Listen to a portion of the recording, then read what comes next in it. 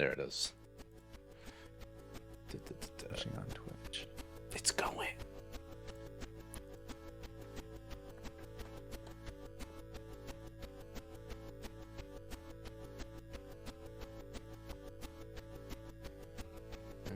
Oh, here we go. Yeah. Oh my god. Yeah, you know, I had some time. Did a little, threw a little something together. Wow. Yeah. There's a lot going on here. Yeah. I like that there's 4 ropes. I didn't notice there was 4 ropes until I was almost done. And I said, no, keep it. we're not changing this.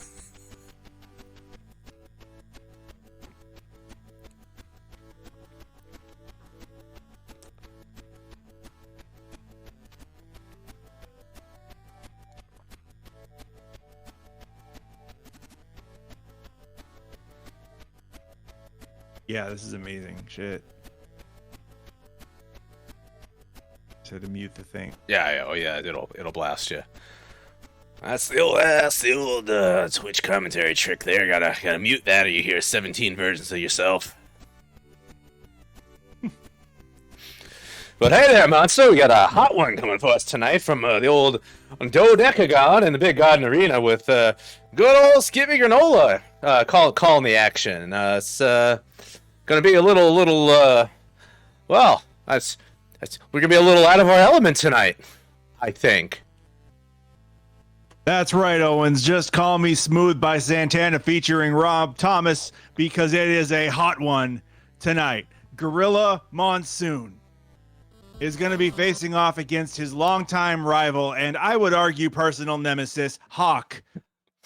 Half or a third of the Legion of Doom, depending on when we're talking about. Quite true, quite true. And as you can see, we are crowning our inaugural Brawl for It All champion tonight.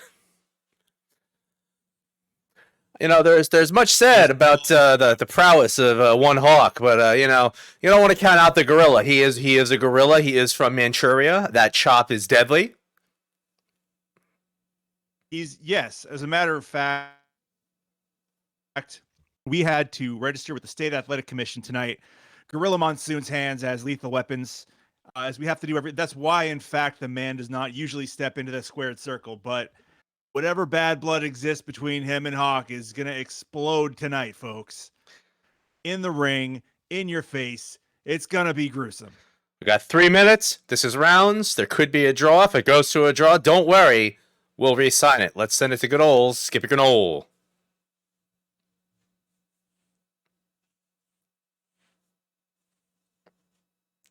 Once again with that Canadian integrity and right away. Right in that bread basket. Gorilla unloading with the chops right away, just like I said, Monster. Hawk, though, he's not going to shrug it off. Answering back with those fists of his own there. Gorilla just kind of wants it, but Hawk wants it just as much. You can see that right here.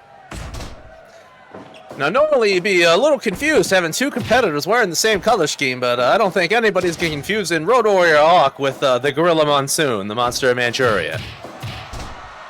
Gorilla unloading with some combination to the breadbasket there. And that hammer-like fist from Hawk. You don't want to be on the receiving end of that, let me tell you. And his elbow is just as bad. His shoulder also not great.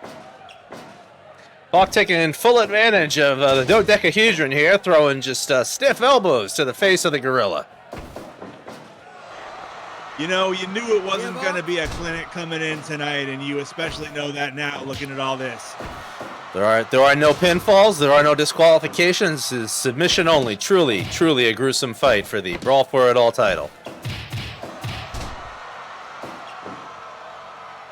You can see Gorilla acting like his namesake, tenderizing his target. Punches. Hawk has been knocked out. Oh, nope, end of round 1. And I was a little too excited. Monsoon was getting pretty aggressive there for a second. You got to wonder how much more of that Hawk could have taken. The man is looking a little shaky right now.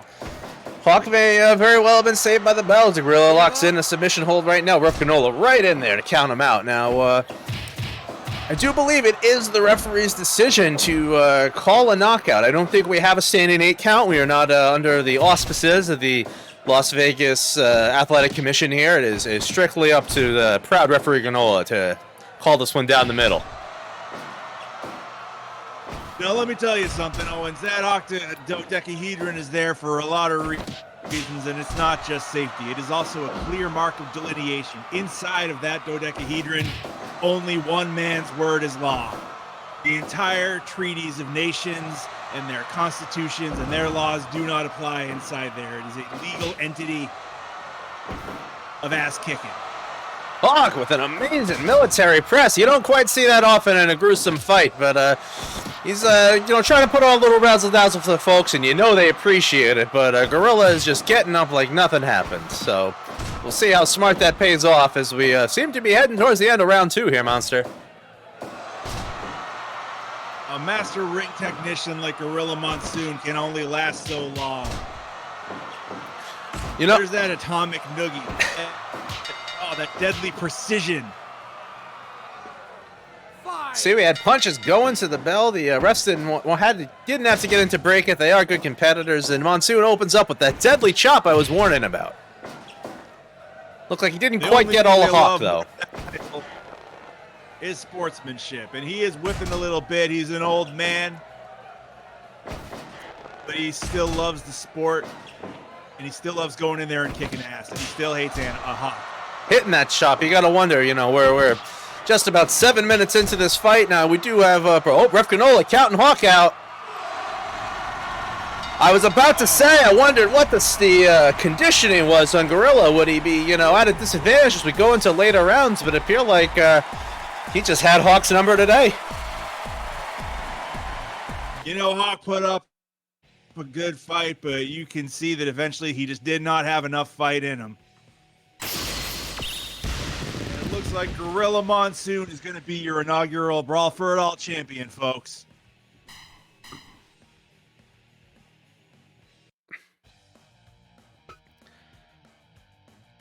And you got to wonder how much that exotic martial arts training is going to come into play. What? Yeah, if you when you defend the title, if they're on the blue corner, it automatically throws them to the red, and you get a mirror match. I don't know. All right. Muto and Monsoon, you say? Muto and Monsoon. Could be fun, but I feel like there's dumber options to find. Yeah, Muto would be good. I don't know who else we got.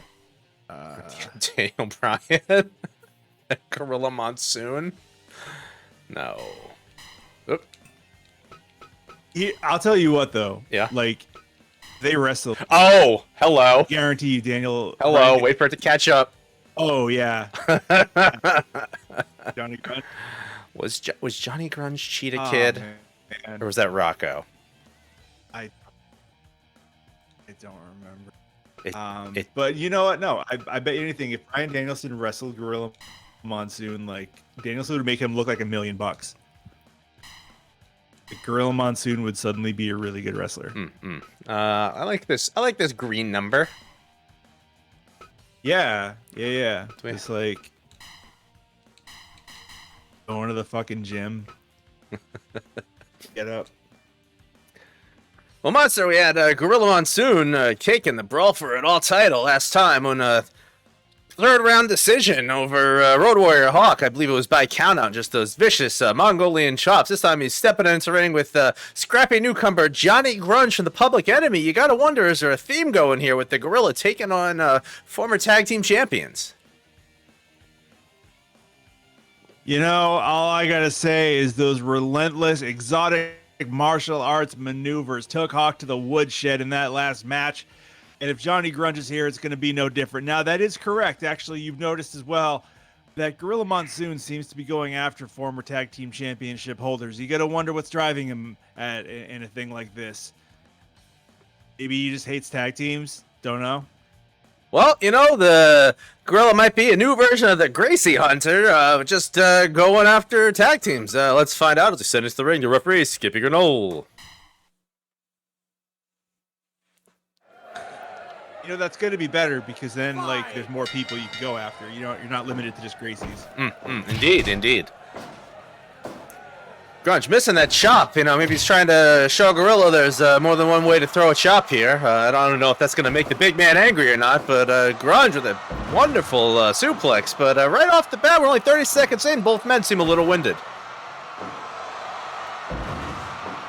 The thing about a Johnny Grunge, a Gorilla Monsoon, is you're not looking at two cardio machines here. They are machines that dole out punishment, and that's just kind of what they do.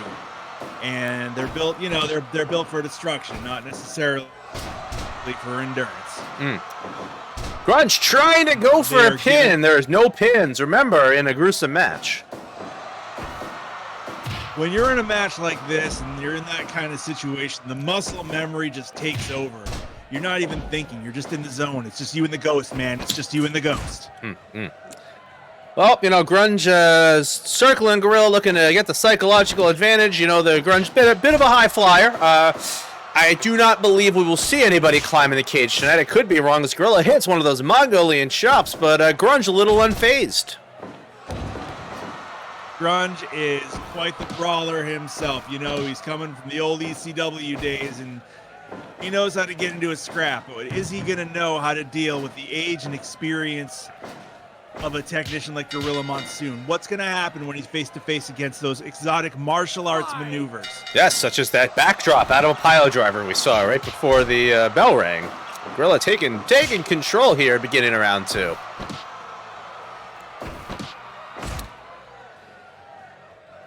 And as we can see, once again, these men are just going to go toe-to-toe and exchange blows. You might see the occasional grapple or hold somewhere, but these two guys are just out for blood.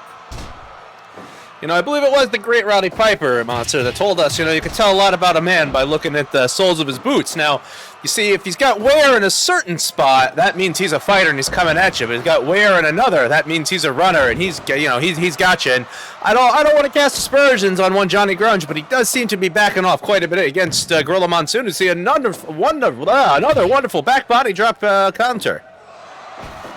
And may Roddy rest in peace, Owens.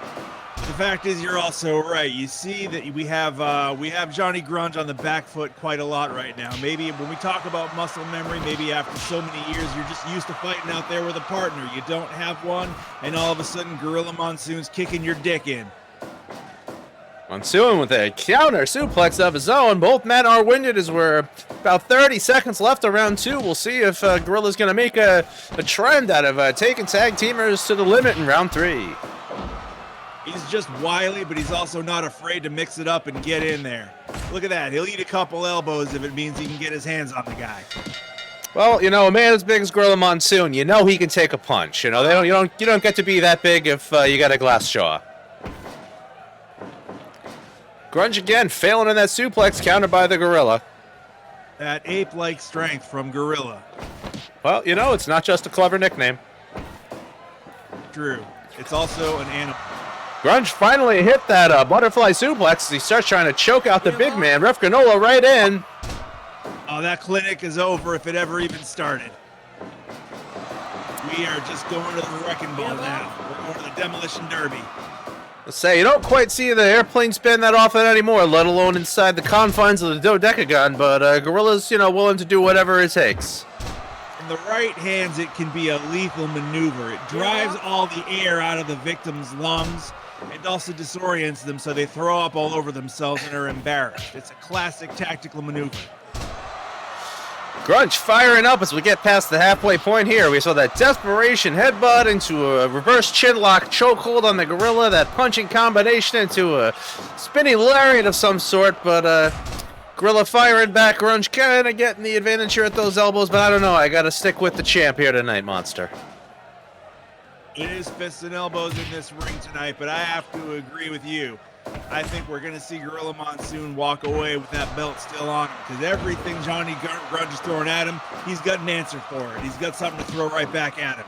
Look at that, another airplane spin. As time runs out, that could have been it. That would have been the end of it, I guarantee you. The airplane spin has ended careers.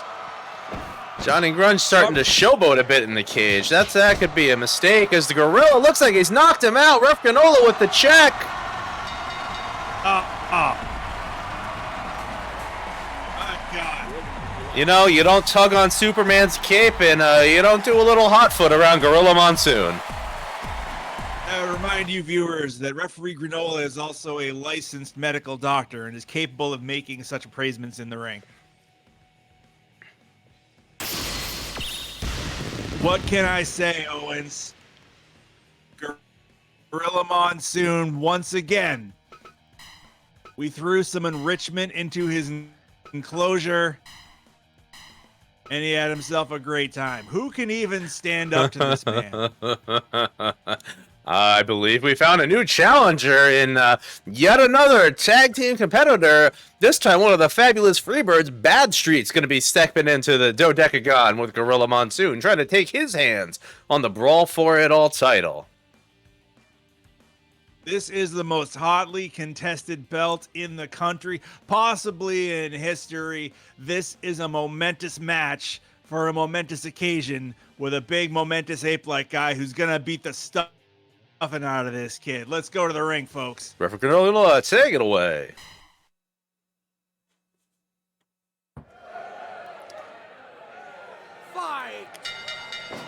Bad Street opening up with a quick kick attack. Somehow missed the big man. Now it's kind of a little interesting that Gorilla Monsoon able to win the test of agility against somebody, but you know he is the champ for a reason there, Monster.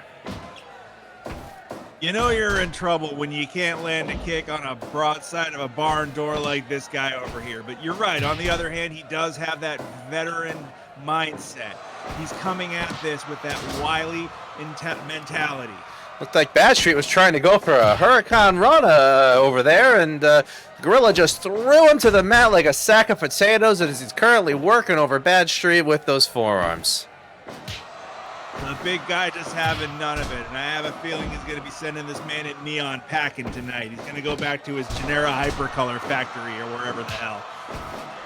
Bad Street again looked like he was going for that Hurricane Rana, but instead turned it into a victory roll of some sort. But once again, again with the covers, there are no pins in this match. You know, you're right, Monster. Instinct must be just taking over for these men.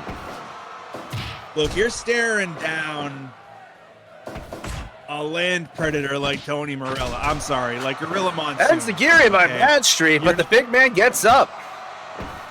You don't try maneuvers.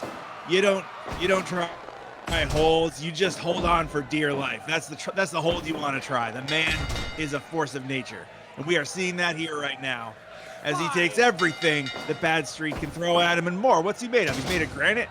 I don't know. I was a little surprised. Bad Street coming out on top of the Gorilla at the end of round one. The big man answers with a body slam, but Bad Street now looking for the suplex. I think he might have been feeling a little too big for his britches there, trying to hoist up just a hunk of man like the Gorilla. The overconfidence is costing him, and those vultures are eating his eternally respawning guts right now.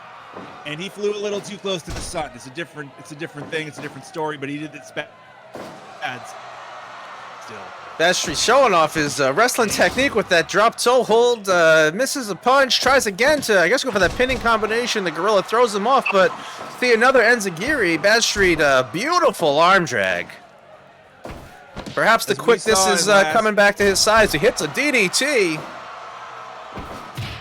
You know, sometimes you get a little like weasel or otter or other such creature cornered, and they become incredibly dangerous. And we are seeing right now. Referee Granola knows how dizzy you can get in that giant swing, as he's asking Bad Street if he just wants to call the match right there.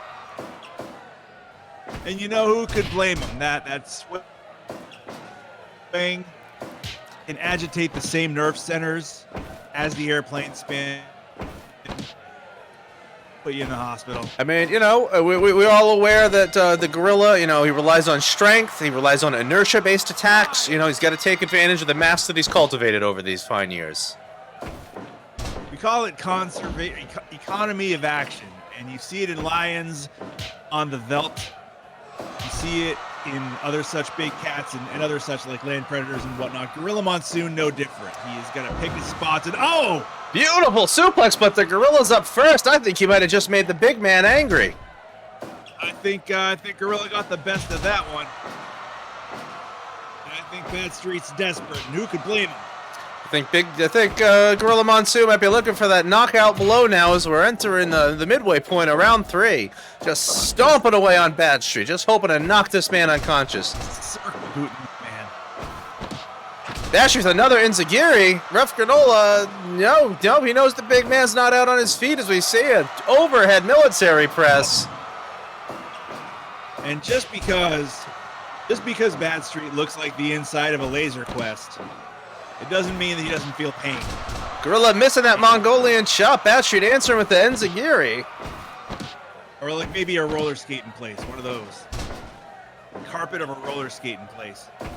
Well, I'm sure he smells like it too, as we see both Gorilla and Bad Street whip on their fences, now trading blows as we're coming to the ending moments of round 3. Could this be a knockout at the bell?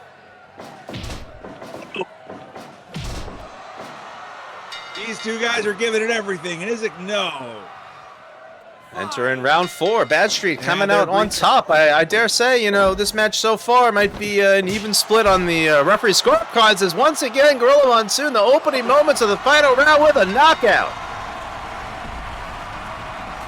I have to admit that this little Bad Street punk, he did kind of earn my begrudging respect during this exchange, but unfortunately, like the way that death comes to all men, Gorilla Monsoon comes to all wrestlers. Dare to go for that Brawl for It All title.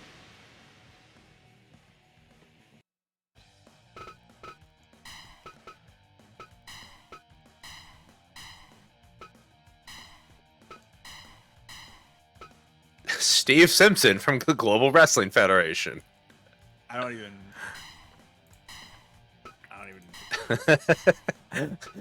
Hard luck, Manuel Villalobos. I downloaded a bunch of GWF guys after last time. Don't worry, we have Doug Gilbert, the Dark Patriot, now. We have Chaz, we got Tugboat Taylor, got Rugged Ron Price. Got a whole collection of people.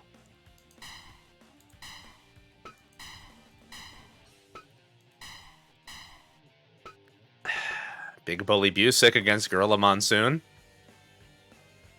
Yeah. All right. Let's just have these two fucking apes fight. Well, Monster, we got something of a horse fight tonight as Big Bully Nick Busick is stepping into the Dodecagon to challenge. Wow, these 4 title defenses now under his belt. Something of a legend of the Dodecagon, Gorilla Monsoon, the Brawl for It All champion. And if anybody can stop the Gorilla so far, look at Nick Busick. This man is just carved out of some sort of fudgy marble substance, I suppose. That is absolutely right, Owens. And let me tell you something. If you're the kind of person who likes to make bets and such, I was talking to the Vegas handicapper. I was talking to the Vegas disablers, and what they told me is that the smart money is on this. The number of wrestling holds you're going to see in this match is 0. You are just going to see 2 hosses go toe-to-toe, pound for pound, and just hit each other till one of them doesn't get back up. This is the kind of thing that used to be illegal to make people do until you could make it so they could just, earn money doing it. Well, Monster, with words like that, I guess it's time to go to Pound Town with referee Skippy Granola.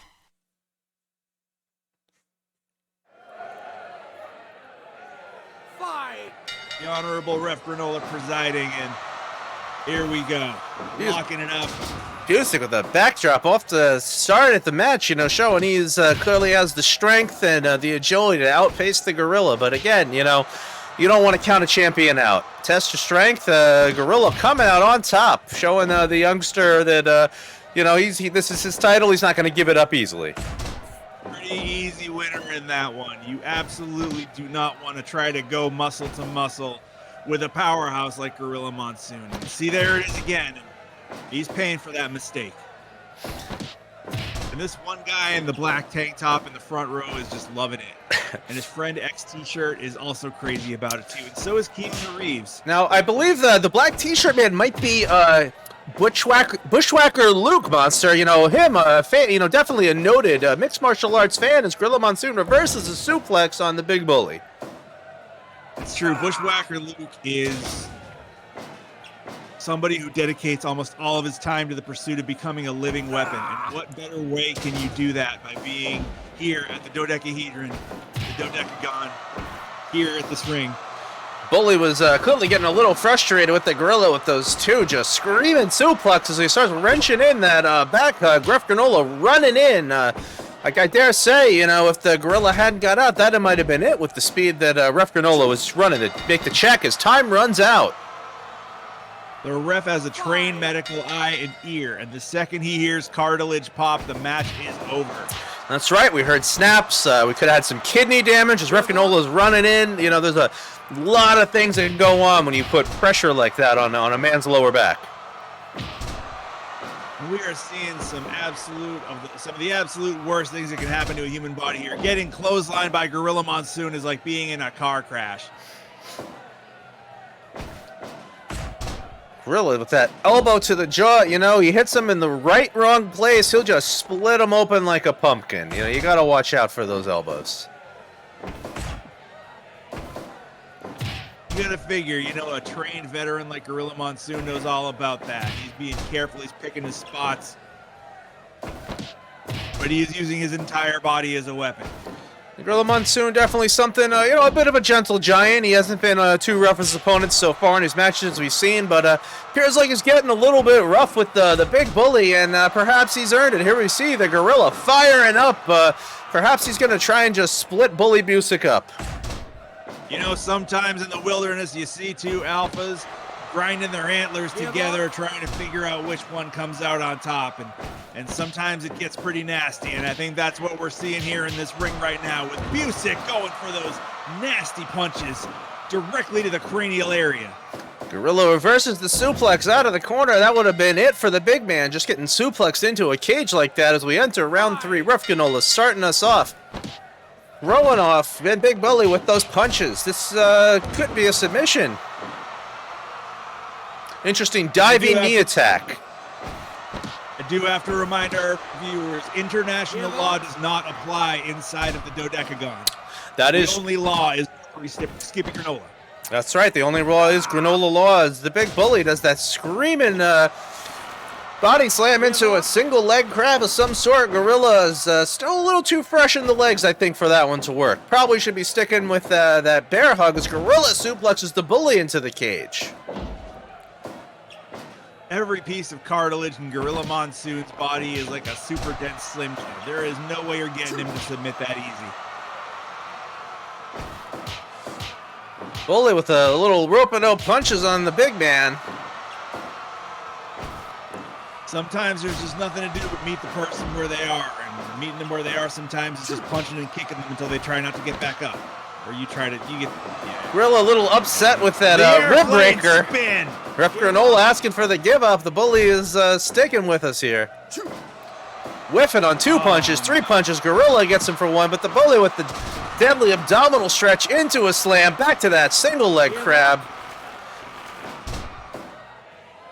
Interesting to see the big man work his way towards the cage. There are no rope breaks in this match. I think it just might be that veteran presence mindset taking over. As we enter round 4 now, the Gorilla has not gone past 4 rounds yet. We'll see if he's going to have that early knockout we've seen at least 2 times already. You can see Gorilla's getting into that atavistic mindset. He's becoming a throwback to the kind of beast that he used to be. And as we can see here, right in the opening of round 4, Gorilla Monsoon takes it to the pay window. He is a force to be reckoned with. The Bully, put up a fine effort, but I think he got a little too frustrated with this older fella just not kowtowing to him. And 4 minutes 30 seconds into round 4, and the Gorilla walks away with the Brawl for It All title one more time. As you can see, Nick Busick was not breathing after a beatdown like that from Gorilla Monsoon. We do have EMTs on standby. He will be okay. You gotta wonder who could even stand up to somebody like that. Hang on, I'm gonna get more to drink. I'll be right back. Yeah, do it. I'll try and Rocco Rock. No.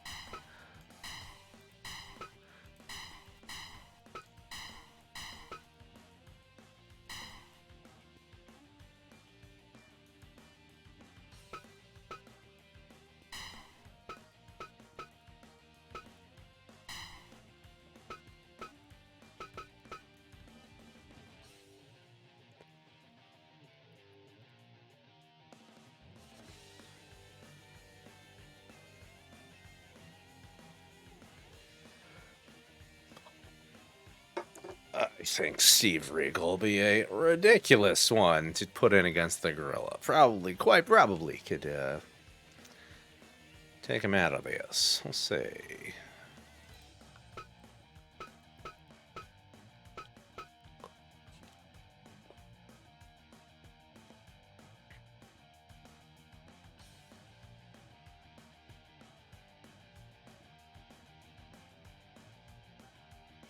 Gorilla Monsoon.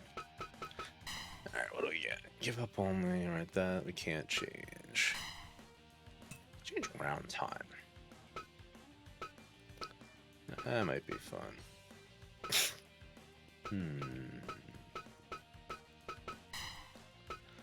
30-minute rounds, good lord.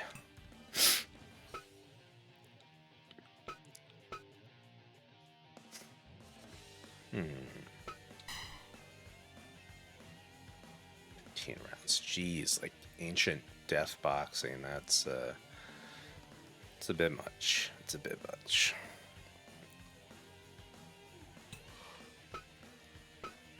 Ugh.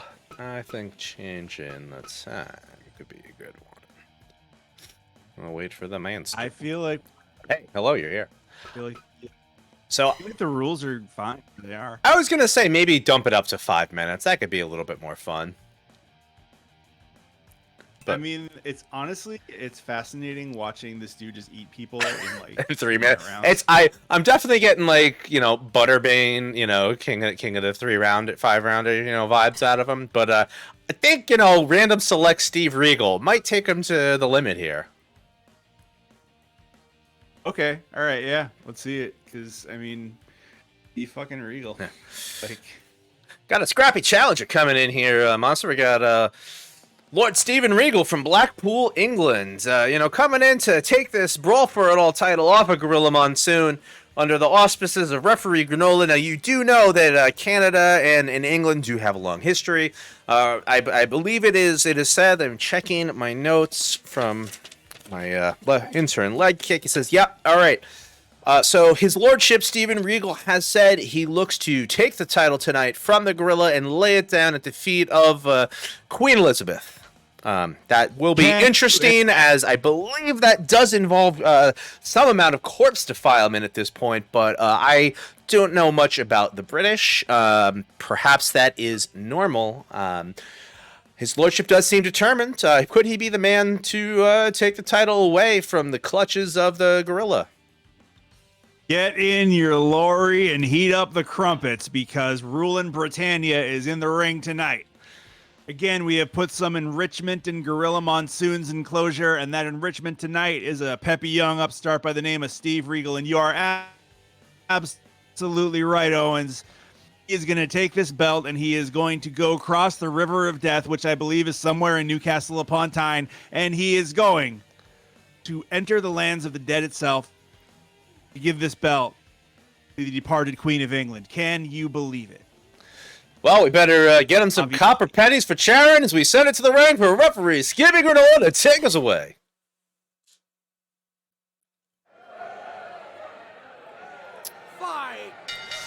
In the blue and red tights, we have Steven Regal. In the black and red, we got our reigning champ, the Gorilla, here. In the opening minutes, you know, trying to feel out the big man, Steve Regal. Don't know how strategic that was to get into that test of strength with the Gorilla. We saw in the last match, he definitely has a lot more muscles than one might think, you know, for a man his size, even. It's a fool that tries to go and start out with a test of strength against somebody like Gorilla Monsoon.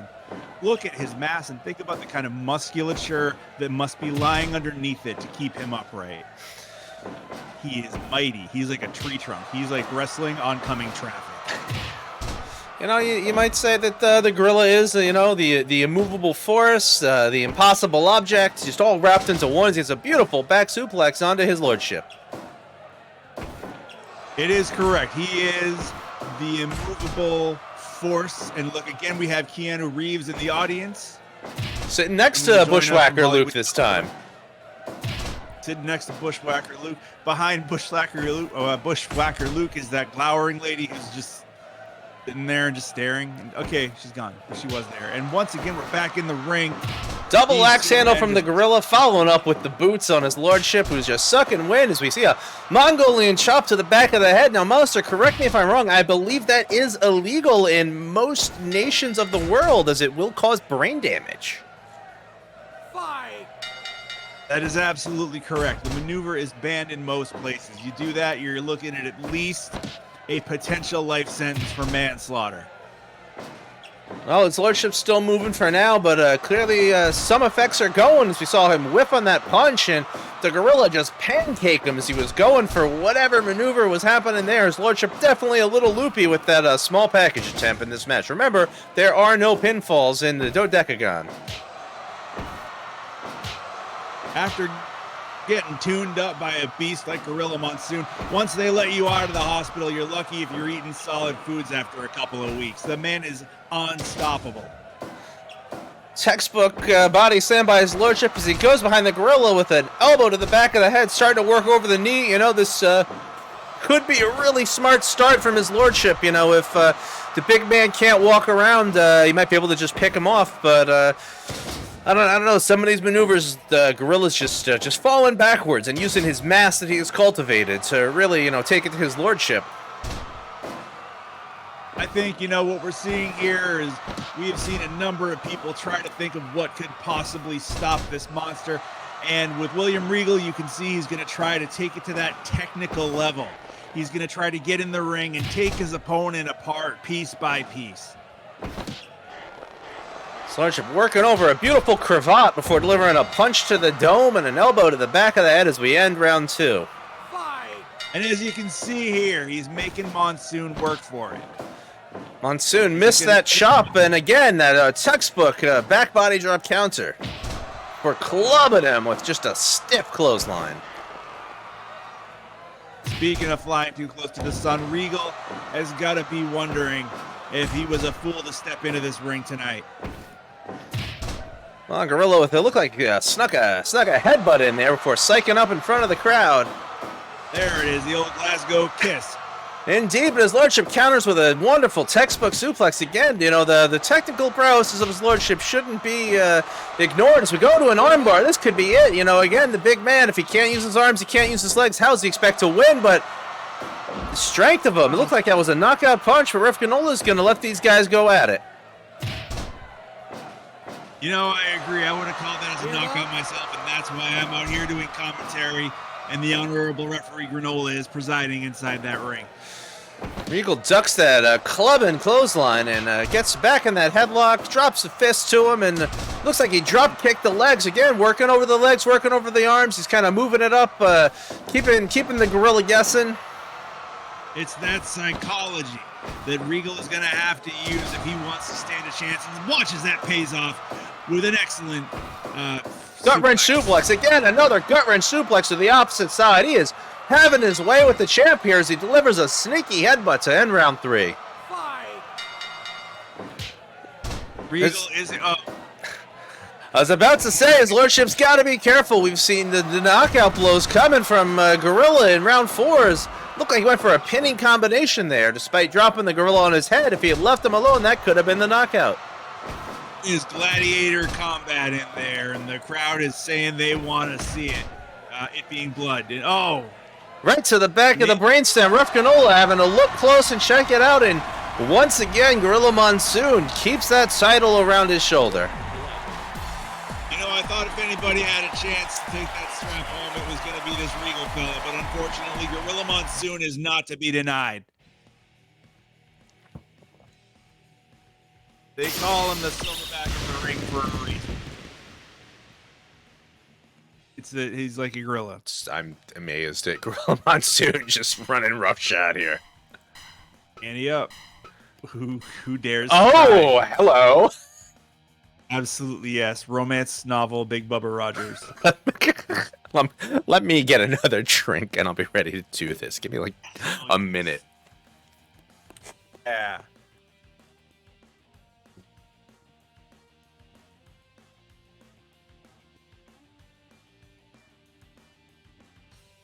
Now it's just me. How are you? Whoever you are. I hope you're doing great. I hope you're having a really good day. Whoever you are that's listening to this. We're gonna make these guys fight. It's gonna be pretty cool.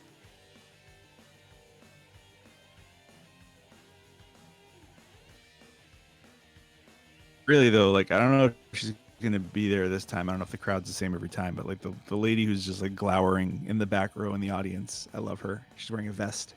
I've been doing Chopper Jeff too much. I keep accidentally lapsing into him and having to stop. It's fucking with me. Ha. It's too easy and fun to do it. That's the problem. That when like I'm trying to do, my Tony Schiavone influenced shill voice. I just can't. Yeah, no, but having a Chopper Jam come in with the weather on the walls. It's cold in Clifton tonight. That is pretty excellent though. Yeah, thank you. Yeah. I would just try and do it as Chopper Jeff, but fuck, I don't think I can keep that up for the length of any match. No one should do that. You would die. You would just die. Well, also too, if I'm gonna do it, like I should probably get the Wing Commander kind of cans with the mic in front, some nice tinted shades, really commit to the bit. Shit, yeah, absolutely. Get a bomber. Oh man, okay, now I'm on board with this. This is good. All right. I gotta be Ron Owens. Okay. I'm divorced. My ex-wife has ruined my life. It's really just it's bad. Yeah. Contacts bad me, just fucking Eileen. You don't just fucking let me leave my bones alone. Damn it. Now, Monster, let me tell you, Monster, you don't want to get married. Because when you get married, you get divorced. When you're a guy like me, you make poor decisions. And, that's why, at least I'm not in sales anymore. Anyway, tonight we got the Brawl for Adult titles happening. Still, Gorilla Monsoon is just a man possessed. A man possessed with murder. He dines on danger. He snacks on death, and Big Bubba Rogers is stepping in the ring tonight. Not even the ring, the dodecagon to take on the Gorilla.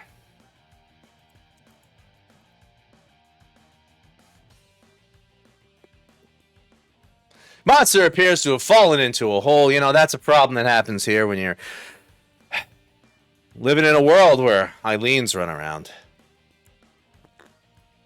Oh, I think we actually have an internet dropout. Give it a second. Tar Heel, how you doing? Okay, sorry. Oh, hey, you're back. Okay. No, somebody was Zell the other night. They had wonderful tornado storms in Texas, so her internet just died terribly. Shitty. Yeah, a little bit. Big Bubba Roberts taking on the Gorilla tonight, trying to wrestle the Brawl for It All title away from him. Finally, big bully. We thought he could do it. Big Bubba, though, he's looking a little romantic tonight. I think he's trying to play some mind games with the Gorilla. Try and get him off his game. Try and get him not thinking of death, but of love, and that could be the thing to finally dethrone our champ.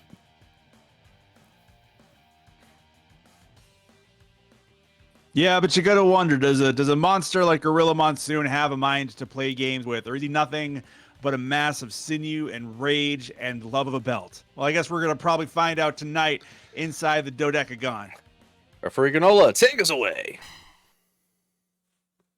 Now, again, you can see that Big Bubba Rogers is embracing the romance novel side of his new persona, you might say, like a Fabio kind of thing. Thing is, the housewives love him. They love the stability of a huge, muscly guy with a crew cut and a goatee, a little Van Dyke there. But they also love the flash. They love a little pomp, of a guy who's not afraid to show most of his chest. Now, I do believe, they call him Big Bubba, but also it's known that he is the big lover. So you got to watch out. He learned well from his days working with the Midnight Express. One lover boy, Dennis Condrey, taught him the ways of romancing the women. Big Bubba, he's quite a Lothario, if you know what I mean. As he drops that foot to the back of the gorilla. Test of strength. Nobody's managed to come out on top of the big man yet. That's true. You got to wonder if Bubba Rogers is going to be any different. But one thing you can hear is that he might be a lover, but he's a fighter too. And he's fighting Gorilla Monsoon. Bubba looked like he was going for a single or perhaps a double leg takedown on the big man, who just kind of stuffed him and delivered that slap. Bubba, those firing back up, dropping those big overhand, roundhouse horse punches, dropping a blow to the back of the head, or just exchanging bombs right in the middle of the ring to the delight of the crowd. Ref Ganola skipping out of the way, living up to his name as round one ends. Fight! Little hesitation from the champ, you got to be wondering, is he intimidated by lover boy Bubba Rogers here? It's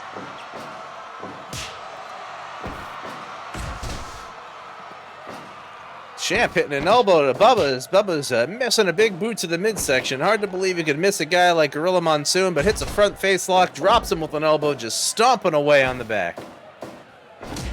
he is a canny attacker. He's got that mind that he uses when he's out there, and he'll fight you. Sorry. Gorilla with that Mongolian chop, not facing Bubba as he locks back in that front face lock. Surprisingly technical wrestling tonight from Big Bubba. You got to figure these guys are all students of the game, and they're seeing what everybody else is doing, trying to be the one to finally topple this tower. And William Regal, he might not have had what it took to put it over the line, but his technical approach absolutely did yield some dividends. And you got to figure that Bubba Rogers saw a performance like that, and he's going to try to see if he can succeed where others have failed. Despite being a big man, Bubba is quite known for his agility as well. That size, strength, and speed of Bubba Rogers could be what it's going to take to put down the gorilla as time runs out in round two. Fight! But as we can see, he might be trying those technical maneuvers, but he's still not afraid to take it to the schoolyard now and again. Bubba with a beautiful body slam on the champ, picks him back up. What's he going to do? Misses a punch. Getting desperate. That desperation headbutt from Steve Regal. You're right, Monster. He must have been watching the tapes. Using Gorilla Monsoon's mass against him. With a competitor this size, that is the best you can hope for.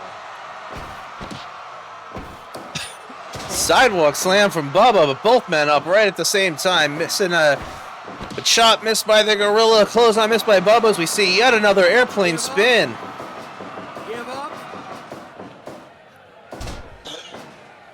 And again, that maneuver. Bubba eats a fist to the face. Ref Granola's checking him in. Halfway through round three, it's over. I do have to say, I bet it's not a coincidence. You see that airplane spin, and then you see that punch, and then the man just goes down. It tenderizes your brain and causes certain parts of the prefrontal cortex to liquefy. Indeed, and I don't know, Monster, if you spotted him, but in the green tank top, something of a celebrity was in this. Was watching this bout tonight. One G. Gordon Liddy.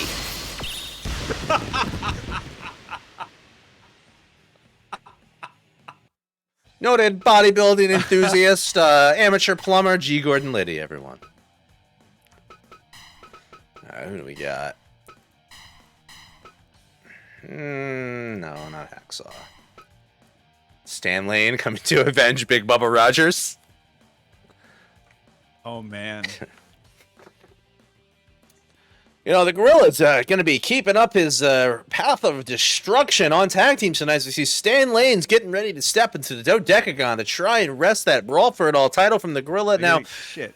Big Bubba, not exactly a tag team wrestler, but certainly closely aligned with the Midnight Express. Sweet Stan is something of a student of martial arts, has a quite deadly karate kick. He is not afraid to break out. You know, the Gorilla really hasn't seen any martial arts coming at him. We do know he is something of a student himself with that Mongolian chop, but he might meet his match tonight in Sweet Stan, Monster. They are deadly maneuvers inside that ring. They have put away an opponent many times.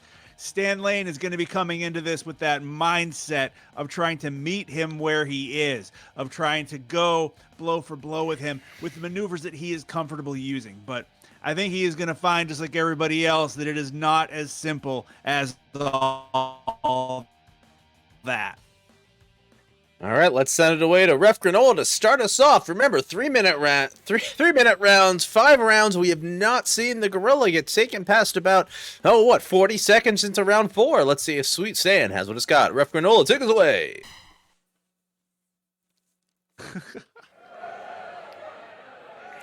Fight! Again with that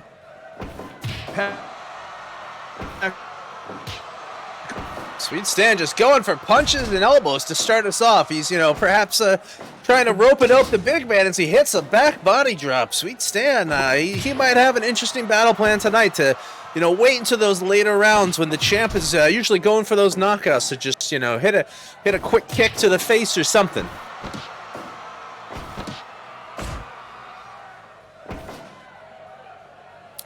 Test of strength, the Gorilla coming out on top, drops that elbow to the back of Sweet Stan, misses an elbow. Sweet Stan again, just going to the punches.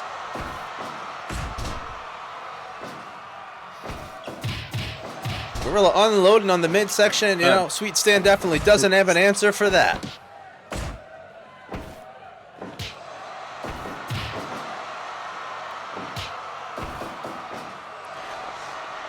Really going for the bear hug, and Sweet Stan able to escape pretty quick, but you gotta wonder what kind of damage those anaconda-like arms are going to be doing to a man like Stan Lane. Stan Lane definitely is built great conditioning, built for speed. Doesn't have the strength of a Gorilla Monsoon, but what he lacks in strength, I'm sure he makes up for in technique. We'll see him deliver that just knee right to the face.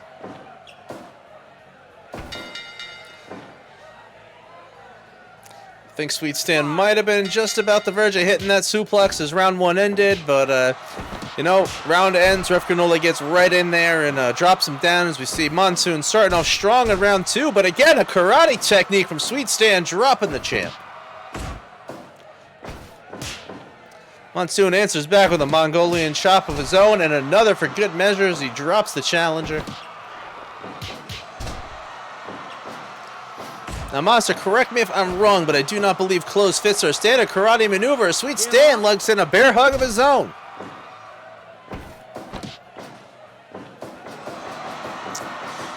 Airplane spin from Monsoon, just how the setup for putting out Big Bubba. Is that knockout punch going to follow as we're halfway through round 2? And no, Stan Lane with that karate spin chop of his own.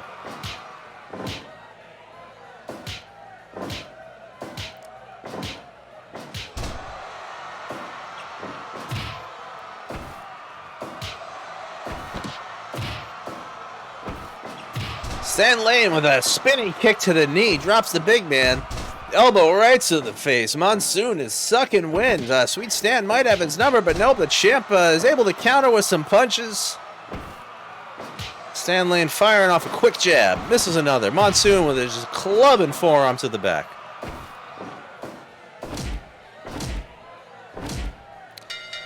Time runs out in round 2. Sweet Stan with a karate combination floors the champ as we're just starting off round 3. Drops a knee to the face. Sweet Stan might have been waiting for it, but oh no, it's the airplane spin from the champ. Give up. Give up. Ref granola check, and Stan Lane is still in it, folks. Floors the champ. He gets up. Monsoon with the punches to the gut. He might have knocked him out. He's still going at it. Ref granola doesn't want to get into check. He's going to let these two competitors keep going. As Stan Lane again kicks the knee out of the gorilla. Back body drop. Both men are down. Is this going to be a double count out? Stan Lane with the upset. The gorilla has been dethroned by Sweet Stan Lane, getting revenge for Big Bubba Rogers.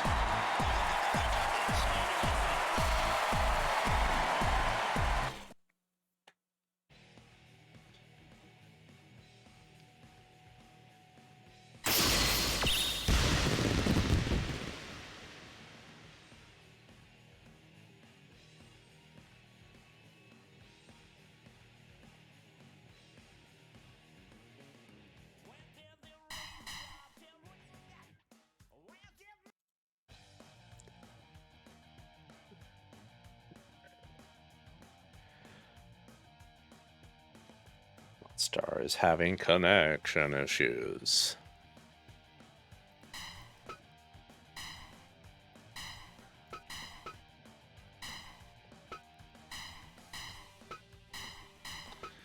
Who do we get to set up? The Anderson, maybe.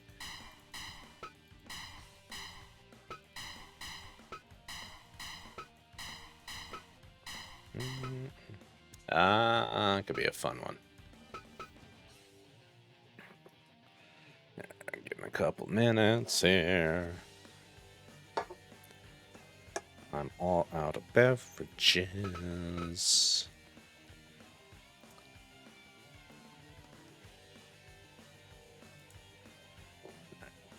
Let's put it on the waiting. Text, there it is.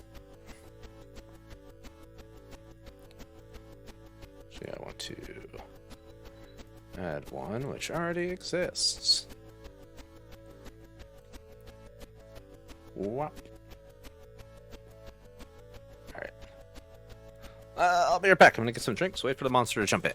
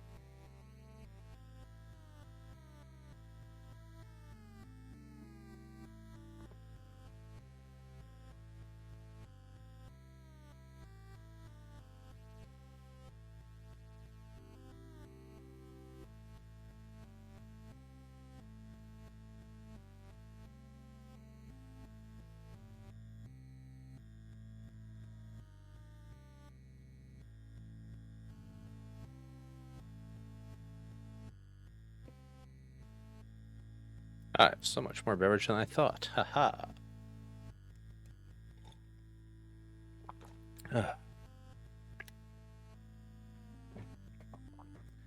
Wild. All right.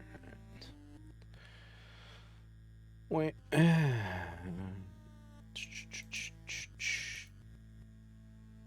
Connection issues. Seeing how that goes. What else we got going on?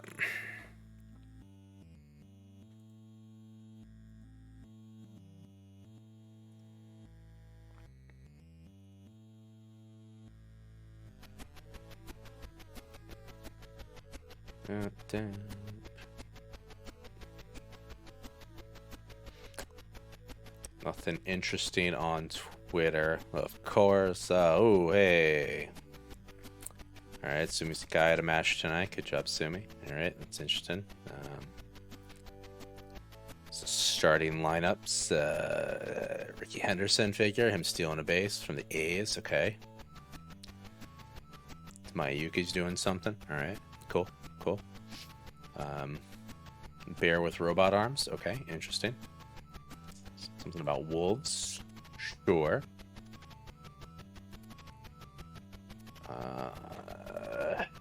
An old lucha poster from Moy Luz here. El Solitario. Okay, 1986. Neat. Stardom recapping the Triangle Derby finals. Yep, I missed that.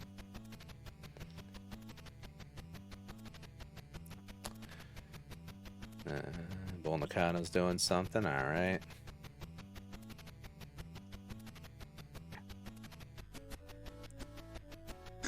Ah, hello. Connection died, but Gotcha. oh, okay. Did Stan Lane? Yes, he did. You're also a little quiet. How's that? A little better?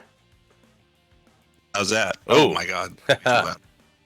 Nice and loud. Yeah, so Stan Lane with the fucking upset, man. Unbelievable. Yeah, it happened. It seems like Doc Hendricks is hungry Yeah. for the belt. Some might say the old Doc's hungry like a wolf, but you know, Sweet Stan is nothing to be trifled with. You know, we got the purely sexy versus the sweet, and the Brawl for It All title is on the line. The Dodecagon with good old Skippy Granola as the ref. Going live to referee Granola. We are going to see some carnage. We are going to see some carnage. That's the Canadian version of carnage. It is going to get slippery in there, folks, because Stan Lane is an anointed god at this point, but the problem with being the #1 gun in the West is that all the other guns have their guns out and they're gunning for you. Well, let's see how big the love gun of Michael Purely Sexy Hayes is as we send it to Skippy Granola. Ref Granola checking each competitor off, starting us off. Guys, circling around as Stan Lane draws first blood with a beautiful body slam on Purely Sexy, who turns fire with just a punch to the forehead, showing he's not going to be wrestling technical tonight. Nope, it is once again just going to be a beat down out there. Michael Hayes and Stan Lane, what it says on the tin, a gruesome fight. These two know that something crucially, historically important is on the line, and they're not going to stop until one of them has it in his hands. Michael Hayes, as you might have saw, did a quick hair pull takedown, and once again on Stan Lane, which is legal in this match. Ref Granola is not missing the calls. That is not against the rules inside the Dodecagon. You can do it here, even if you couldn't do it anywhere else. This is the Dodecagon, where the Geneva Convention is not worth the paper it's written on. There is only one law in this land, and you're looking at him now. It's Granola law. Granola law, if you will. Stan Lane with a nice elbow drive into the back of Michael Hayes. He hits that back body drop. He's up first. Lane staying in control as much as he can, but then Hayes coming back with those blows. These two men do not like each other, and it shows in that ring. Hayes collapsing as round one comes to an end. And you can see Lane going for those couple of hits right at the bell. That's what you got to do if you want to stay alive in a match like this. This match has not been very technical. That snapmare, maybe one of the two maneuvers we've seen so far outside of Sweet Stan and the only real submission attempt so far that we've seen. Michael Hayes really just sticking to the punch and kick, pulling the hair, trying to get any advantage he can on the champ. Sweet Stan unloading that karate windmill punch that he was using with such effect on the former champ, Gorilla Monsoon.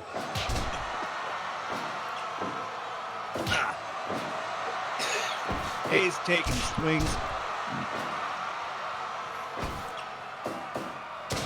Looked like a headlock from Sweet Stan was countered by PS into that back body drop as Sweet Stan misses a punch, but he's about to hit a beautiful delayed suplex on the challenger. Some excellent chain wrestling maneuvers here in the squared in the circled square, whatever this thing is here, in the shape. Michael Hayes, purely sexy, showing off for the crowd, but Sweet Stan is answering back. I think he was trying to throw the challenger off his game, starting off round one, lots of just, brawling. Round two, he's opening up with some technical maneuvers, trying to keep Hayes guessing as to what's going on. See a wonderful reversal, and Sweet Stan pulling the hair on his own and showing off for the ladies.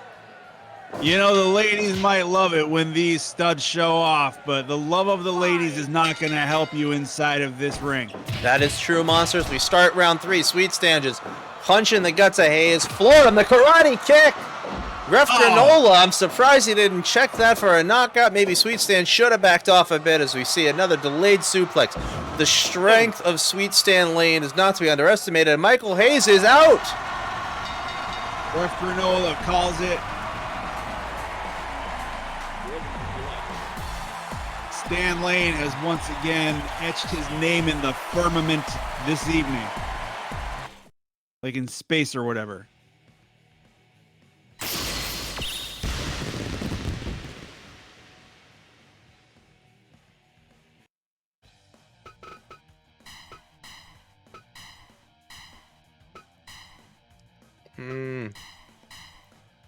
No, we're not doing it. Bobby twice in a row. Interesting.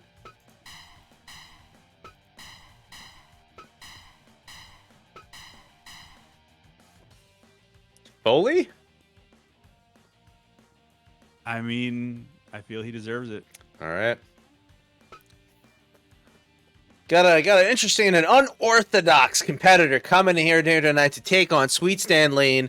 His third match for the Brawl for It All title. Second defense taken on from the Madman from Truth or Consequences, New Mexico. That's right, Cactus Jack stepping into the Dodecagon in the Big Garden Arena. Referee Skippy Granola is going to call it down the middle like he has been. But, Sweet Stan, he is made of sterner stuff than he looks. Don't forget, he wasn't always a member of the Midnight Express. He had a run as a prior tag team with Mr. Steve Karen. They weren't afraid to get rough and tough. Sweet Stan has that karate training in his background.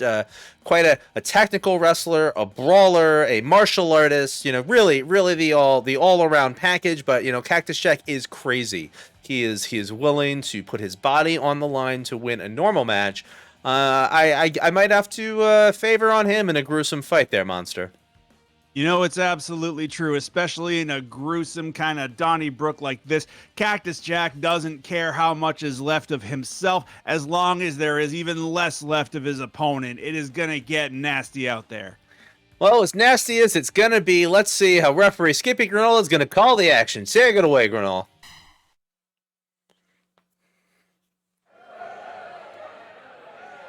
Fight! And once again, we are in the Granola Dome, which is in a dirigible flying over the Canada Dome. Cactus Jack starting off a little tactical monster. Maybe he's playing some mind games with Sweet Stan as we see a second arm wringer. Sweet Stan just answering that with punches, perhaps trying to goad the big man into, getting a little wild tonight. The Brawl for It All belt has quickly galvanized the greatest stars of this business today. To try their hand, to try to get in the ring and see if they can lay their hands on it. And with a prize like that, you're going to see these competitors are going to try absolutely everything they can. With a seasoned veteran like Foley, he knows that he's not just wrestling against Stan Lane, he's wrestling against Stan Lane's expectations of him. How deep, how true. Stan Lane hitting the elbows on Cactus Jack, who follows back with a forearm. And again, that arm wringer. I really, truly think he is trying to show he is more than just a brawler. However, in a gruesome match, I don't know if that is the wisest decision, as round one is leering towards a close here, Monster.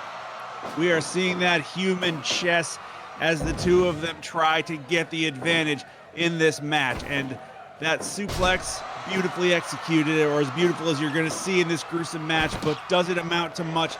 Not in terms of a victory. Cactus finishing off round one with a snap suplex into a headlock, dropping some punches on Sweet Stan. Round two, another snap suplex by the Madman. Unreal. And you can see Stan Lane, he's mounting that offensive. He's trying, but with a punishment machine like Foley, sometimes all you can do is stay alive. Indeed, as Foley hits a wonderful vertical suplex, but, a little winded from the onslaught of round one. Never was a cardio machine, Foley, but he always, didn't necessarily have the supreme conditioning of some of his peers. But the man can go, he can go for toe-to-toe, and he can dish out the punishment, but he can also take it, as we're seeing there, with that elbow to the head. Cactus taking Sweet Stan to the middle of the ring before dropping him an elbow. I think he's showing that he is not afraid of, demonstrating he is the superior wrestler here. Again, these Mayans are just a beautiful swing and neck breaker on Sweet Stan. Sometimes it is true you need to show that you're the dominant competitor, but then it happens at what cost? Foley will capitalize on grandstanding like that, but, there's no way to capitalize on being in those kind of anaconda arms right there. Ref Granola quickly getting in to look for the submission as Cactus is taking control here for Sweet Stan. Misses a punch. What do we got? The double underhook DDT. Ref Granola knows that Sweet Stan's not out. We don't see the check for a submission. Sweet Stan is a bit fired up, unleashing the fists and the stomps as round two ends. Stan Lane in that sprint to the bell that you sometimes see, going all out because he knows that sooner than later he's going to be able to recuperate. Just throwing it all at the wall and seeing what sticks. And Foley in control at this point with that noogie. And here's that double underhook DDT once again. Sweet Stan, I noticed, Monster, with this furious karate combination. Showing it for the ladies. Really, we only saw that karate windmill punch once this match so far. I think maybe round three is when he's breaking out more of the martial arts techniques. Cactus with the swing and neck breaker. He's having none of it. Cactus Jack knows what he's doing. He is a ring general of his generation, and he knows how to control what's happening in there. And he knows how to apply that psychology. Looked like a brainbuster from the Mr. Bang Bang. As Ref Granola's in, we have a winner and a new champion. I don't think he's alive anymore. He's not getting up. Well, Monster, they don't call it a brainbuster for nothing. Don't worry, fight fans, because Stan Lane did sign up to be an organ donor, and he is going to make some lucky recipient. He's going to give them a new leash on life. New lease on life. I think leash was correct. Yes.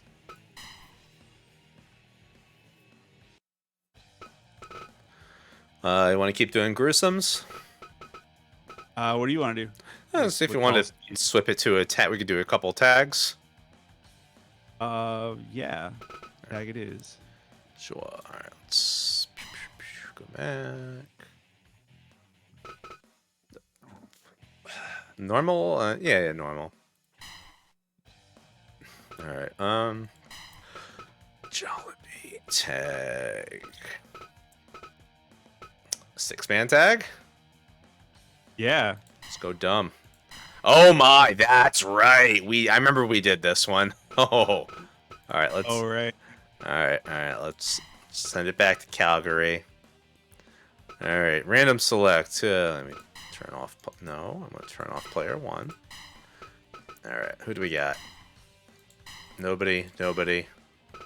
Yeah, let's dump these all.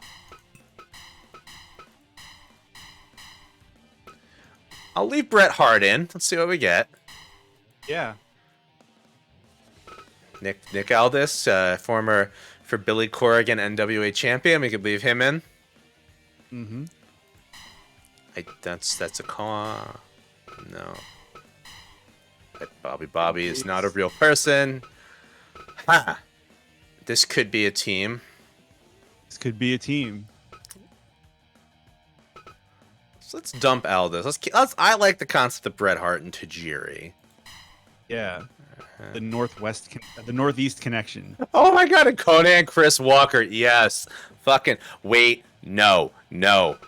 Okay, so remember I told you that I downloaded a bunch of global guys? You did. What if we had the Dark Patriot, the Darker Patriot, and the People's Patriot taking on yeah. Okay. Absolutely, yeah. Yep. How silly was I to not remember? Fool. Yeah. Darker Patriot. Oh my. Alright, Patriot. The People's Patriot. Should we give them a second as well to counter Bad Street? I feel that these three, since they are part of the Patriot program, creating super wrestlers, the three of them are worth 6 of any other wrestler. Well, why don't you explain the lore of the Patriots? I'm just gonna run to the John real quick. I'll be right back. Okay. Well, the thing is, fight fans, that the Patriots are part of a program initiated by a shadowy organization, which it's shadowy, so I don't know the name of it, obviously, to create super wrestlers, like wrestlers who are metahuman in capability, you know, that level of superhuman performance inside of a wrestling ring. And also wrestlers who respect their home nation enough for it to also be kind of a superpower. And, you know, the cloning vats created the Patriot, but they also created Dark Patriot and Darker Patriot. And the Patriot, by the way, he's the People's Patriot now. He has turned his back on the U.S. and capitalism. He loves communism and, you know, Mother Russia. Wild about it. And Dark Patriot is a tormented soul, perhaps. A creature. Creatures. Creating mankind's worst impulses. Years. Well, you know what isn't a creature there, monster? What's that? Jersey Spirits Distilling Company, High Point Whiskey, small barrel rye whiskey, aged over 18 months, handcrafted in small batches, distilled and bottled by Jersey Spirits Distilling Company from good old Fairfield, New Jersey. Alcohol 43.5% by volume, 375 milliliters. Well, that just sounds delicious. I'm going to get myself one of those right now, or as soon as I'm done with this thing here that I'm doing. Indeed. Yes. Well, you know, as we ponder that, you know, I gotta say I'm a little concerned for the Freebirds. It may look 4-on-3, but as I'm sure you elucidated, the Darker Patriot, just that horrible, heinous act he conducted on one, you know, that young whippersnapper Tito Santana, throwing him over the top rope and saluting the troops. You know, that's just a dark spot on America. Absolutely true. There is no depths to which these individuals will not sink. These three men were created in a lab to do two things: hate America and win matches. Well, you know, they went on quite a rampage last time we stepped into the ring, and I gotta wonder, are they going to be able to successfully dethrone the Freebirds? You know, you gotta wonder tonight, what is going to triumph? Is it going to be the red, white, and blue, or is it going to be the other red, white, and blue that's bad that we don't like? Well, let's send it referee Skippy Granola to call the action right down the middle, despite, you know, nobody likes Russians. That's right. I got to tell you, if almost anybody else was in that ring acting in a referential capacity, you got to figure that bias would sneak in. But with referee Granola, even though he is in front of his countrymen here at the Calgary Stampede, he is going to call it fair and right down the middle. Well, you got to say, you know, the Stampede is probably, you know, the best place to have this match. You know, deep in the heart of Texas, the Freebirds taking on these Russian nightmares. certainly, as bad as the Freebirds are, as vicious as they've been against the beloved Von Erich boys, you know that they would be the heroes by default. Certainly we're not going to Russia for this match. Really, Canada is the best neutral ground as we see Michael Purley Sexy Hayes working over the Dark Patriot. And Dark Patriot doing what he can, but he's got these two men to contend with, and you'll notice that that's what it takes to get any kind of advantage over Dark Patriot, as though he himself had been engineered to be more than one wrestler's worth of wrestler. Indeed, as the Darker Patriots tagged in, they hit a double suplex on Purely Sexy, who's managing to fight out of this double team, hit a snapmare on the Darker Patriot, hanging out in the corner. Looks like he is not afraid of this triumvirate. And this crowd is going crazy. You know they love snapmares. Monster Business is gonna pick up as Purely Sexy throws the Darker Patriot outside, is just challenging him to get back into the ring. Darker Patriot was at a loss, just staring at Sexy, just egging him on. That kind of cockiness, you gotta wonder what's going through his mind, and he's getting that receipt right now. And there's the Dark Patriot and the People's Patriot taking it to Mr. Michael P.S. Hayes. Double suplex by the Patriots. Darker Patriot was just watching, just surveying like an apex predator. Buddy Jack and Bam Bam taking on Darker Patriot. Michael Hayes with that hair pull must have been grabbing the strings in the back of the Darker Patriot's mask as him and Bam Bam hitting that double clothesline, just dizzying the Darker Patriot. You know, in a combat kind of situation like this, you got to do anything you can to maintain that advantage. And you can see here that tandem offense to Terry Gordy. But is it going to be enough? And he's back in this fight. Say what you will about Bam Bam, he is not afraid to go toe-to-toe with anybody as he reverses the People's Patriot suplex on the outside.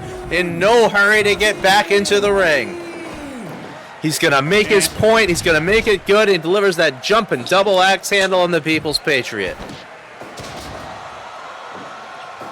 Slinging him over there with that immense lab-grown strength coming from those evil chemicals that they were given to get strong. Give up. Terry Gordy taking it old school with that STF. Well, it's a move we don't quite see much in the States, but Terry Bam Bam Gordy, something of an international traveler and competitor, has spent a lot of time in, Japan, competing, picked up a thing or two we don't see so often, trying to surprise the Patriots trio as much as he can. That's how it is when you're a student of the game. You got to learn as many maneuvers as you possibly can because you never know who you're going to be facing in that ring. Buddy Jack and Bam Bam with the double clothesline on the People's Patriot. That's the nastiest kind of shit. People say Buddy Jack is past his prime. They say he looks ridiculous with that poodle mop on his head, but he is as tough as they come, Monster. Absolutely as tough as they come. Buddy Jack to the outside. The People's Patriot just firing up, taunting him as he goes out to double team him with the Darker Patriot. Buddy Jack manages to reverse, but he's still got the People's Patriot to contend with, who looks like he's going for, the pile driver. And you can see Darker Patriot there, the way that he just maneuvered in like a cobra. Darker Patriot just picking the man up, leaving him there to come in and salute him. Just saying, Buddy Jack, you're nothing. It is just unbelievable, that kind of disrespect.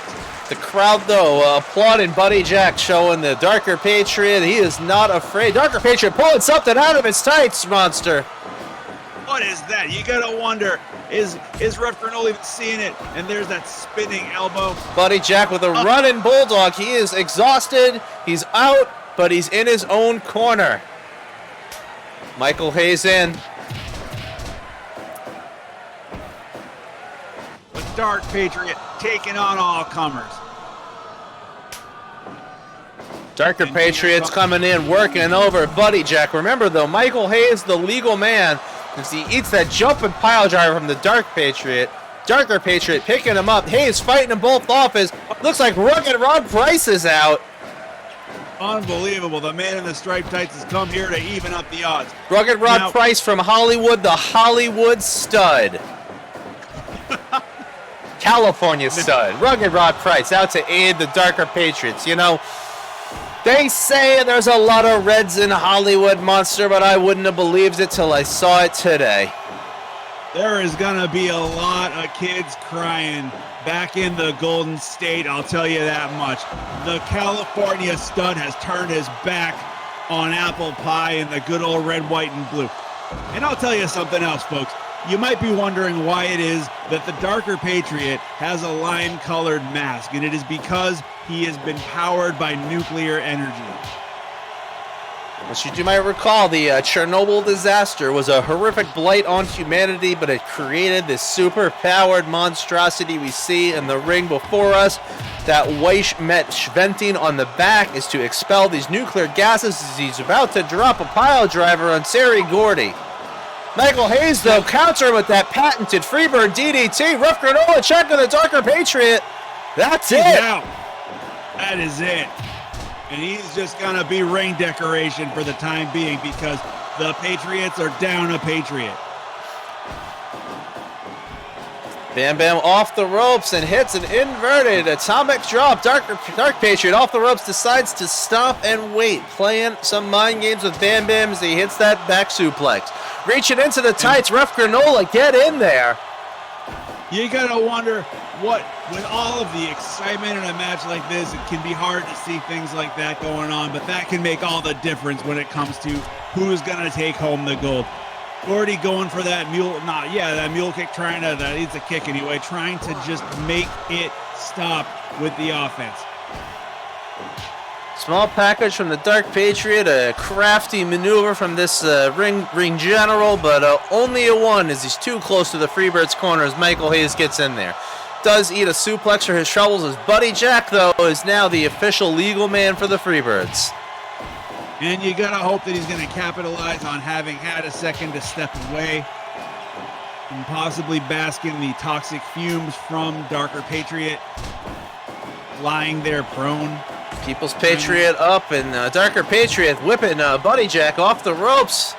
Again, the inverted atomic drop. The People's Patriot saluting the crowd. The People's Patriot has gone too far. Let me tell you something. The crowd does not know what to think of this level of hubris. Buddy Jack with that Freebird DDT goes for the cover. Darker Patriot hitting a headbutt, knocking out Buddy. Stomping away on Hayes in the corner. And there's that high-risk maneuver. And as we can see why it is so high-risk at this time, Dark Patriot eating canvas. I believe they call that the Scud Missile from the Dark Patriot there, Monster. People's Patriot working over Buddy Jack. Both these men are exhausted, but remember, as PS comes back in, it is all four of the Freebirds against two of the Patriot team. People's Patriot is not showing very much of the spirit of Glasnost in this match. I'll tell you that much right now.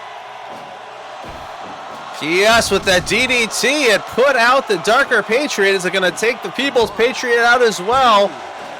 Only a 2 count from Ref Granola as Buddy Jack Roberts and Terry Bam Bam Gordy are taking the Dark Patriot to town. Buddy Jack just clobbering Dark Patriot as he tries to DDT Terry Bam Bam Gordy. But here comes Dark Patriot, and the People's Patriot is going to have to answer a little bit for the clubber that he just gave Hayes, but then he's going to get a chance to go back to his corner, and you know that rest is going to come in handy. And there he goes. Hayes still in control here. Putting the Dark Patriot on the top rope. Hayes going for something far off. Are we going to see another Scud Missile attempt from the Dark Patriot? No. No, it is not. It is not. Hayes showing the amateur boxing. That calculation that you've got to have if you want to survive in a wrestling ring with people like this. 20 minutes gone by. Only one elimination. Really a knockout on the Darker Patriot. Quite a surprise, but you know, that is pro wrestling, folks. Oh my God, Bam Bam and Michael P.S. Hayes suplex the Dark Patriot outside the Freebirds. Triple teaming the man. People's Patriot's not afraid to come step in. He is clearing house. Darker Patriot with a chair. Buddy Jack hits a pile driver on the chair from the Darker Patriot.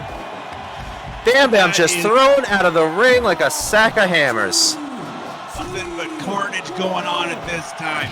There's chairs. There's a guy lying dead in the corner of the ring. There's Bam Bam with a power bomb. Dark Patriot's being covered. And how does he find the strength to kick out? You know, the fans, they don't like these Soviets, but they respect the athleticism. And the triple threat in the mostly red. Yeah, the triple threat in the mostly red tights. They are People's Patriot walking right by his partner, getting pinned. Darker Patriot kicks Buddy Jack Roberts and the family jewels on his way out. And it is 3-on-1 now.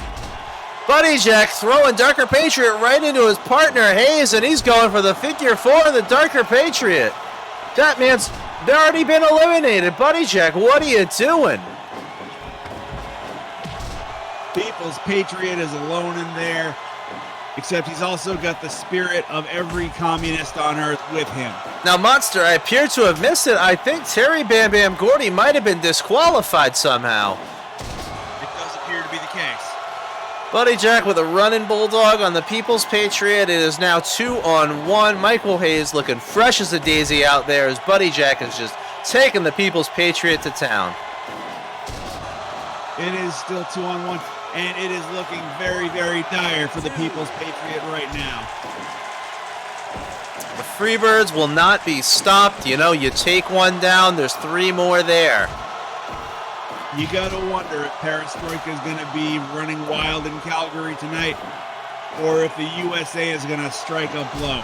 People's Patriot, that pile driver on Buddy Jack, you know, a smart maneuver. If he can knock this man out, it is down to 1-on-1, the People's Patriot and Michael P.S. Hayes. It's a hell of a mountain to climb, but if anybody can, this genetically modified creature, the People's Patriot, absolutely can do it. Hayes going out after his man. As soon as he's coming in, I don't know if it's mind games or just the delirium and excitement of, trying to keep a hold of these World Six-Man titles. People's Patriot, a beautiful deep hip toss, psyching himself up. Just stomping away on Purely Sexy in the Freebirds corner as Buddy Jack is just helpless to look out. Throws the man to the outside, and there's that salute. That salute of this Dark Patriot team. That is just the ultimate show of disrespect, and he does not care. Hayes trying to rip the man's mask off before he suplexes him to the outside. Buddy Jack right there to start stomping away. It is looking more and more like a brawl, folks, and it is looking more and more like these teams are going to do whatever they can to get it done. People's Patriot, unfortunately, being thrown into no man's land, as we can see, and now trading blows with Hayes. People's Patriot warming up, and there's that clothesline. That club-like arm. Sidewalk slam by the People's Patriot. Hayes up quick. Patriot with that arm wringer. Misses a punch. Buddy Jack's back in. And Patriot with the pile driver. Hayes is just getting up. Throws him back down by the mask, and he's showing off. You know the ladies love it. Now, I got to be a little concerned for Hayes. As soon as he got back out to the apron, you saw him sucking a bit of wind there as Buddy Jack hits the running bulldog. The People's Patriot up first, though. Could the Freebirds be in trouble? And there it is, the People's Slam. Unbelievable. You got to figure, Without Hayes, that would have been a 3. Hayes with a kick to the groin. Showing him what he thinks of Mother Russia right there. People's Patriots just knocking Buddy Jack senseless. Double axe handle right to the back of the head. In a fight for his life right now. 30 minutes going by. We see People's Patriot with that clothesline. Oh, what do we got? Running Bulldog. Buddy Jack just out. Is that going to be enough? It is clearly not. People's Patriot should have just covered the man. Buddy Jack is able to counter, throwing him outside of the ring, tagging in Purely Sexy. The too much, and this is where it gets me. People's Patriots fighting Michael P.S. Hayes on the outside. Needs to get in the ring. If he gets counted out, that's it. The Freebirds retain. Almost hit the 20 count. Almost. Hayes with a snapmare, and again showing off for the girls. At performing, but you got to figure with a count out like this, normally you wouldn't particularly want a victory like that. You'd want that decisive 3 count. But with a fight like this, where all of this is at stake, you're going to go for any kind of victory you can. He's showing off, ate that pile driver. Here we go, the full Nelson slam by the People's Patriot. Buddy Jack in there, kicking it out before 1. Buddy Jack's going to suplex the People's Patriot outside the ring. Hayes is showing off. Buddy Jack is the defibrillator paddles that are keeping the hopes of a nation alive at this time. I gotta tell you, if I'm Buddy Jack Roberts, I want to get that People's Patriot outside the ring and just tie him up for the 20 count, you know? It might be dirty, but you gotta do what it takes. And Michael Hayes has hopefully had a chance to have a bit of a breather, and we'll see how that plays out for him. Back body drop from Fairly Sexy as Buddy Jack comes in. Now, Monster, you gotta remember, it might be dirty, it might be ugly, but that is the champion's advantage in a title defense. And sometimes you gotta take every advantage you can get, especially among a pack of genetically modified freaks like Buddy Jack with a chair. Sorry, Monster. It looks like he's gonna get a little bit wild. He's had enough of the People's Patriot off the ropes. Eats a back body drop. People's Patriot picking up Buddy Jack. Sidewalk slam. It looks like the People's Patriot landed on the chair. Is that gonna come back to bite him later on? Is he even gonna notice in the heat of battle like this? And he's definitely gonna notice going to the outside. Looks like we got 2 Freebirds out there. Oh my. You know, here's the thing, Monster. The 2 Freebirds can double team the People's Patriot to that 20 count. They will still win as only one of them is the legal man. And it looks like the People's Patriot is not having that tonight. As far as he's concerned, if they want that gold, they're going to have to win it. Buddy Jack saying, no, not this way, as he clotheslines the People's Patriot for tagging and Purely Sexy. The double suplex out of the ring again. Both Freebirds going. They are sending a message tonight. Buddy Jack just teeing up with those jabs. They are showing the People's Patriot that communism should be thrown out like garbage.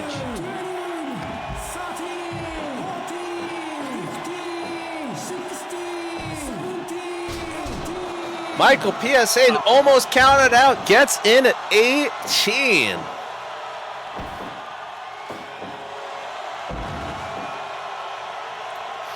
And the People's Patriot, it is looking dire for him. Hayes showing off once again. You know, I'm just getting the chair. I think maybe he's had enough. He wants to end this. People's Patriot, though, manages to get the chair away from him, sends him off the ropes. Big back body drop on Purely Sexy Michael Hayes. Unloading right in the guts and drops the man. Those thunderous punches. Hayes fighting off the full Nelson slam. Patriot takes advantage. Hayes going for the eyes, grabbing the mask, throwing him down. You know, he wants to protect his identity, but at what cost? Is Buddy Jack getting, out at 2. Again, the crowd, they don't like communism, but they respect athleticism. Applauding the kick out. They love to see a good match. Buddy Jack is clearly winded, not able to just bounce up fresh as a daisy from that drop kick as he's thrown to the outside. Hayes comes in, trying to buy his man time. It's clear that pride may be on the line, but honor left town a while ago. Between the chair, the eye rakes, all that kind of thing, it is just whatever it takes out there right now. Delay on that vertical suplex from the People's Patriot was amazing. Hits a wonderful back body drop on Buddy Jack. A wonderful high angle hip toss, but still too winded to capitalize. You know, this man has been fighting for his team for a while now. We're 40 minutes into this match. You gotta wonder what he's got left in the tank. He's gotta eliminate one of these 2 Freebirds that are left if his team's got any chance of walking home with these titles. That's absolutely right. and that challenge is looking even worse and worse every moment. That Freebird offense, using their numbers, playing the human chess. Again, it's the People's Patriot dumped to the outside. Hayes has a chair, not able to use it, sent into the guardrail, but manages to steady himself right at the end. Hayes driving the shoulder into the midsection of the People's Patriot as he floors him in the corner. Patriot firing up. Those blows, relentless, doing what he can. Running Bulldog, almost the center of the ring, both men too tired. Again, that IRA. Tearing at the mask and showing off, but People's Patriot's going to hit that jumping pile driver. Where does he get it from? That's what I'd like to know. He's countering the suplex. You know, I would have thought Ref Granola would have run in to do a little check on Hayes, see if he was out, but, you know, he clearly knows something we don't, and People's Patriot hitting that sidewalk slam. And again on Buddy Jack. Where is he getting this from?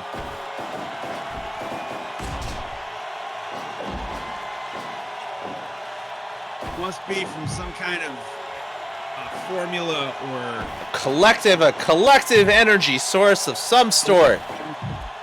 absolutely. Some sort of socialist silo of energy as Buddy Jack is working him over in his own corner, but you know he has no partners there. It's just the psychological advantage. People's Patriot blocking that elbow, trading blows now with Buddy Jack in this. Trying to control. Buddy Jack is gonna knock the man down. You gotta figure it is seconds away from being over for a performer like the People's Patriot. He did everything he could do right to the outside. Throws Buddy Jack out, too tired to capitalize. Hayes comes in though, and again, just taunting the man. Hayes is not the legal man. He cannot make a cover, just adding insult to injury, playing the mind games. Now Hayes is in. Throwing him to his own corner. Buddy Jack diving in with a clothesline. Hayes and Buddy Jack grapple him. The double team Freebird suplex. Down he goes again. And he's definitely in trouble right now. 45 minutes into this match, the People's Patriot has been putting up a valiant effort. You got to give it to him, but time is just going to catch up with him. We see the darker Patriot is just not moving, hasn't left the Freebird's corner since that knockout. Terry Bam Bam Gordy disqualified, just hanging out in the Freebird's corner. The Dark Patriot was pinned in the Patriot's corner. It's a mess. Chairs everywhere. Sometimes you have to sacrifice a piece if it means that piece can pick up a chair and hit somebody in the face with it. Beautiful drop kick from the People's Patriot. Gets up before Michael Hayes, stomping the midsection. Will this be enough to try and even the odds? No, Buddy Jack Roberts is in, but Hayes collapses. Buddy Jack up to the top. What's he doing? Dropping the bombs away knee. So does Hayes. People's Patriot with a pile driver. That's not the legal man. Buddy Jack clocks him right in the mush. Follows up with a deep uppercut to the midsection. People's Patriot with the elbow. The hip toss firing up. He is fighting for dear life right now. And oh, with that wrist maneuver. Buddy Jack hitting those jabs like he did to the outside. Looks like he finished up with an elbow there. Again, another jab knocks over the People's Patriot. Not going for the cover, though. DDT. There we go. That patented Freebird maneuver with People's Patriot's up. Knocking him in the midsection. What is it gonna take? Buddy Jack reverses, eats an elbow though. People's Patriot again. Here we go. The collective slam. But Hayes is still in the match. It's only a 1, and he's taunting the man. Double Freebird suplex. Unreal.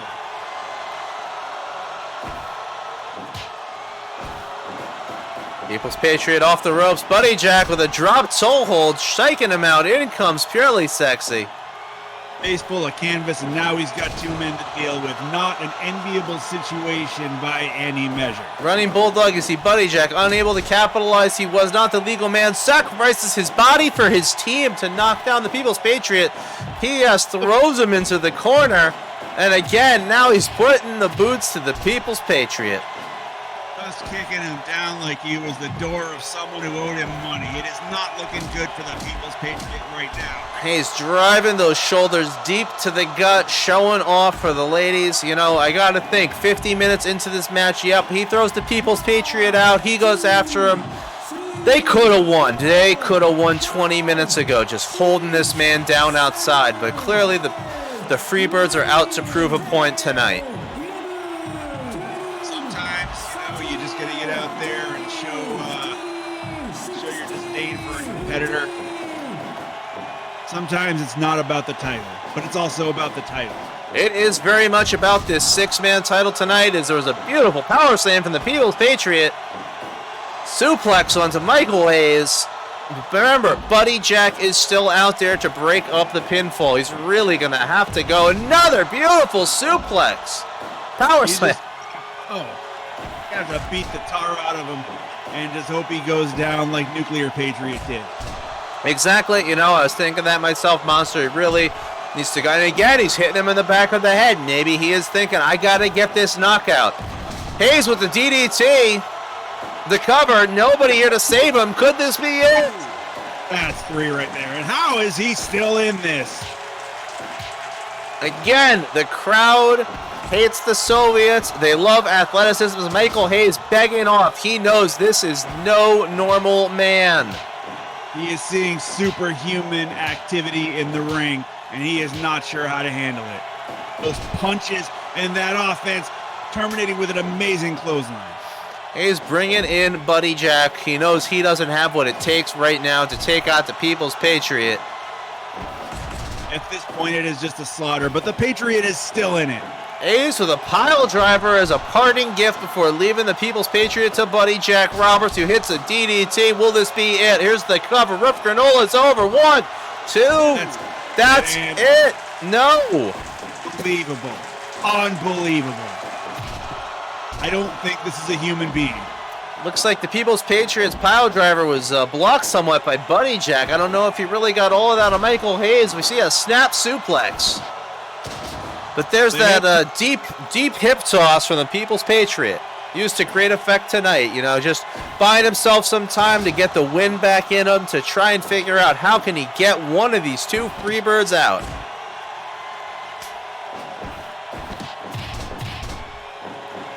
Boot to the solar plexus from the Patriot for both of them for their trouble. Hayes is out.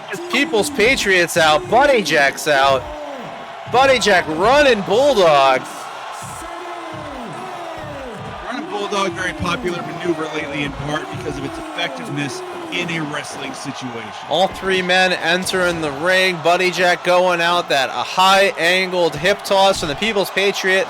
Clubs Michael Hayes in the back of the neck. Michael Hayes with that Freebird DDT. Here's the cover. Buddy Jack coming in for some reason. He knows if this man kicks out, he's got to be on top of him.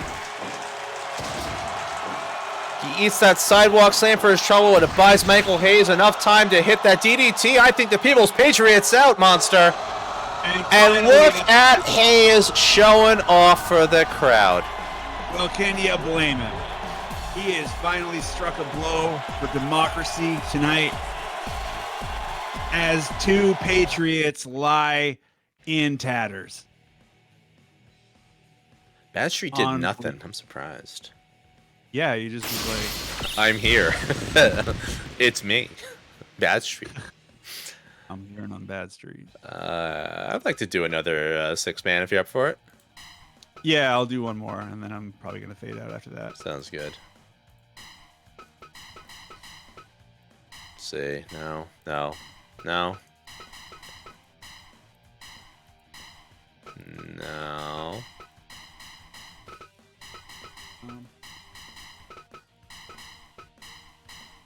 Bob Orton. Yeah, I'll take Bob Orton. All right. Jimmy Jam Garvin, a Freebird against the Freebirds. Okay. Jimmy doesn't have his little Mickey Mouse gloves or whatever that shit is. You know, it's fine though. He has costumes. Nice. We have the later the Hayes and Garvin Freebirds gear. I think we'll give him this one. This is good. You want to go Tito? Or should we go for somebody sillier? Go with Tito. All right. Should we give them a second? I don't think the seconds are really doing anything. Well, let's do it then.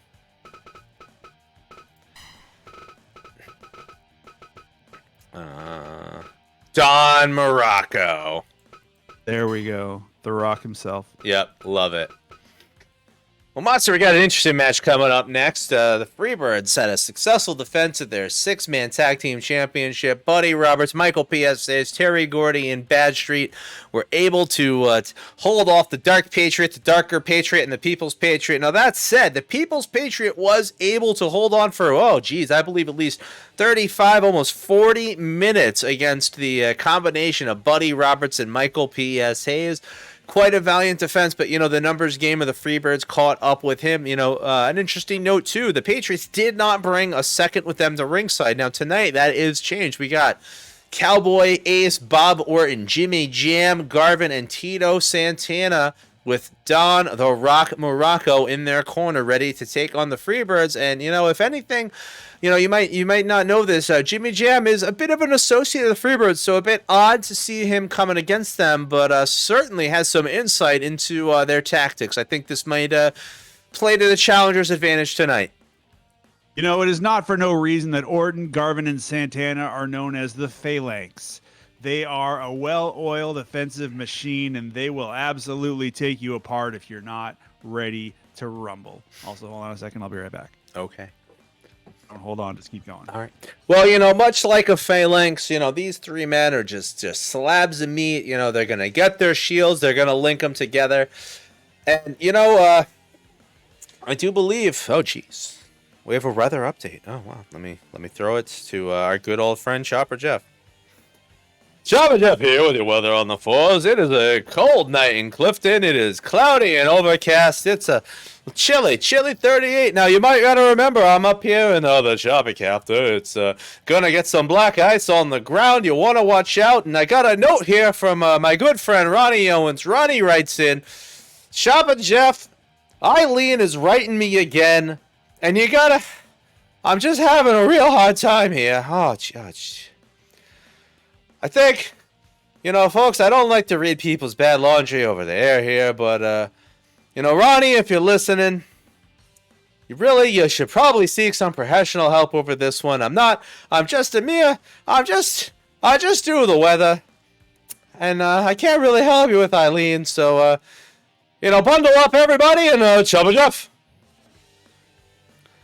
Well, Monster, it's a little embarrassing. I didn't think my mailbag was gonna be in there, but it was. It's we're getting into Easter season, and it's a time of rebirth, and it's hard not to feel sadness with loss that you've had in your life when you're in sales. It's not, it's a living. It's not the best. It's not the best career choice one could make. I didn't sit there as a youngster saying, "Hey, I'm gonna sell cars and then commentate pro wrestling." But that's where I ended up. And Rough Granola here is gonna call this one right down the middle. He's gonna show us the true meaning of sportsmanship. Out here in Canada, this is they're not gonna make it about Texas versus anybody else. Rough Granola is gonna call this one down the middle. We're gonna send it into him, and he's gonna take us away as we see the fabulous Freebirds, Buddy Roberts, Michael P.S.A., Terry, Bam Bam Gordy, and Bastry taking on the challengers for their never open weight 6-man tag team championship of Cowboy Ace, Bob Orton, Jimmy Jam Garvin, Tito Santana, and Don the Morocco. Rough Granola, take us away. Orton and Buddy Roberts starting this one off. Trading blows to start. Orton He can brawl. He's a great technical wrestler, very underskilled. But if Buddy Jack thinks he's going to get better of him, he's sorely mistaken. That Irish rip into the corner, Buddy Jack, as you might notice, does not follow up because he knows the numbers are not to his advantage over there. That said, Cowboy Bob is not afraid to go to the opponent's corner to work over his man. He's trying to send a message to the Freebirds that he is not one to be trifled with as he is unloading those overhands on Buddy Jack. The elbow drops Buddy Jack to the mat as we see Cowboy Bob chasing him to his corner, fighting off Michael Hayes, who is now the legal man for the Freebirds. That is absolutely right, Owens. And as you can see, that snapmare being delivered with incredible precision. The Freebirds are a well-oiled machine of their own kind as they try to take on these three competitors. Michael Hayes blocking what looked like it's a wonderful gut-wrench suplex attempt from Cowboy Bob Orton, as you know, an outstanding amateur wrestler. Look at that front face lock, but that elbow, not a traditional amateur wrestling maneuver, neither is that knee to the chin there. Cowboy Bob is definitely a bit of a hybrid here, bridging the amateur and professional wrestling as he's sent to the outside by Bam Bam and PS. Absolutely, and it is getting chaotic over here. Outside the ring, we can see some more of that showboating and some more of that strategic offense, trying to get that count-out victory. Again, any way you can get it. It's the champion's advantage. A count-out will still retain the title for them. Looks like Tito Santana now the legal man taking on Terry Bam Bam Gordy. Just a little too strong for Tito as Cowboy Bob rakes the eyes before getting ready to head out. Here we are with a test of strength. Tito faring better than one might think against Bam Bam, but you know the big man is really not going to be one to be trifled with. As you see, he has those thumbs taped up. That is for the Asiatic spike, which we have not seen him utilize in a match yet, but it is a move he learned while on tour in Japan. Tito with a little bit of a running knee lift to Bam Bam before following up on the mat. Bam Bam, though, using his mask to get that headlock on Tito, clubbing him in the back of the neck. Absolutely, and it is looking extremely contentious in the ring right now. Fighting is happening. Buddy Jack Roberts tagged in as Jimmy Jam Garvin working over his Freebird associates, as it were, and they clearly do not approve as they suplex Jimmy Jam to the outside, and we see Bam Bam and Buddy Jack following up for good measure.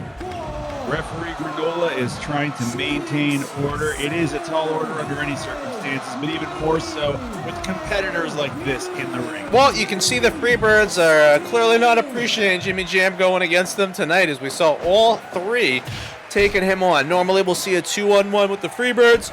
The legal man, holding the ref, as it looks like Terry Bam Bam Gordy throwing a knee to the back of Jimmy Jam as Buddy Jack sent him into the ropes. And it is getting pretty fighty at this time. Jimmy Jam with the deep scoop body slam. Ref Granola in there for the cover. The Freebirds not coming in to break it up. They know Jimmy Jam is not going to be pinning Buddy Jack this early into the match.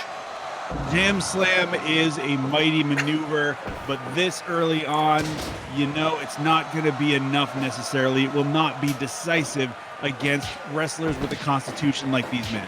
The Jam Slam, I believe it was, Midnight Express manager Jim Cornette that referring to the strength and ferocity of Jimmy Jam Garvin referred to him once as Road Warrior Garvin. Absolutely correct. Bam Bam sending Cowboy off the ropes. A wonderful clothesline. Now, Bam Bam does not leave his feet, but oh my. There he goes now after hitting that kick to the groin. Cowboy Bob, again, more than capable as a technical wrestler, but he is not afraid to put a couple dirty pro moves in there as Bam Bam follows up on the outside with the Cowboy. Referee Granola maintaining that count, doing everything he can to maintain order. Cowboys choking out Bam Bam on the outside of the ring as the count goes on. Both men are managed to get in. Bam Bam off the ropes. Cowboy Bob with the back body drop tags in Tito Santana. It is just going mad in this ring right now. 10 minutes go by. Bam Bam backing up to his corner to tag in Michael Hayes. As Cowboy Bob is not going after the legal man. Tito Santana in there after Hayes. Throws Bam Bam off the ropes. And then, forearm to Hayes. Snapmare going after Bam Bam as well as a parting kiss to send him out. Monster, like you mentioned earlier, there is that running bulldog we've been seeing the Freebirds developing lately. You know, perhaps a compliment to that Freebird DDT. You know, these wrestlers, students of the game one and all, they are going to be seeing what the state of the art is in the grappling arts. And Tito Santana having his work cut out for him with Hayes, trading snapmares. Gonna say that's Michael Hayes. You know, he's people underestimate him. They think he's all mouth. They think he's all looks. He can brawl. He can technically wrestle with the best of them. As you see him delivering that beautiful clothesline to Tito Santana. Jimmy Jam back in.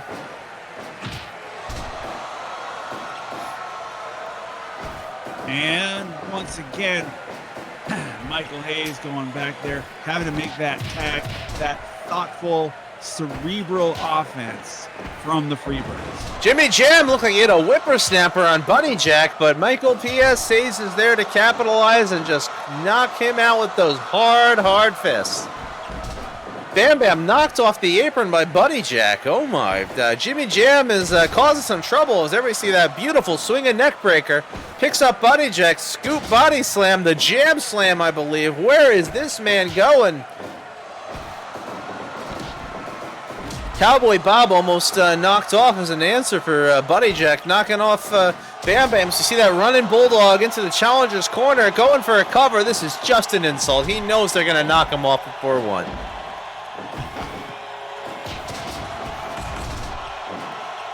And that pile up going on in the ring, it is chaotic. You almost can't even see what's going on. Jimmy Jam thrown to the outside by Bam Bam. Ref Granola right there to start counting. Only a 4 count as all the competitors still in the ring. Cowboy Bob is now the legal man. Buddy Jack fighting off the double team. Sending Jimmy Jam a message before he gets out of the ring. Jimmy Jam, though, not afraid to fight his former partner, Brainbuster by Jimmy Jam. You know, if Jimmy was the legal man, that might have been a pinfall there, Monster, as Cowboy Bob is sent to the outside by Buddy Jack Roberts. A lot of the time, it's just about as much damage as you can do, whether you're the legal man or not. Cowboy Bob bringing a table into the ring, but opts instead to double team Michael Hayes with Jimmy Jam for that backdrop. Unbelievable, the offense, the level of attacks we are seeing here tonight. Cowboy Bob fighting off with kicks, picks up Terry Gordy for a pile driver. There we go. Buddy Jack still hanging around, punches him with that uppercut we saw last match right in the stomach. Bam Bam circling around him, just like a predator before delivering that clubbing clothesline. Cowboy Bob, though, with the pile driver attempt. No, Pac drops out by Bam Bam.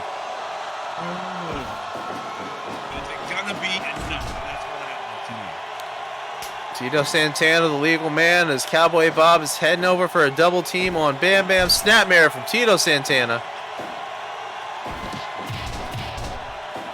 Bam Bam is fighting them both off, sending Tito off the ropes. Cowboy Bob is out. Tito back off the ropes again. Bam Bam with a big boot to the face. Could this be a 3? No, picking the man up for more. Unreal. Samoan drop by Terry Bam Bam Gordy. Oh my stars. Doing a little weird shuffle, and then now he's doing this. I believe they call that the Bam Bam Shuffle, Monster. He's a lot more agile than he looks. Tito looked like the flying forearm. 1,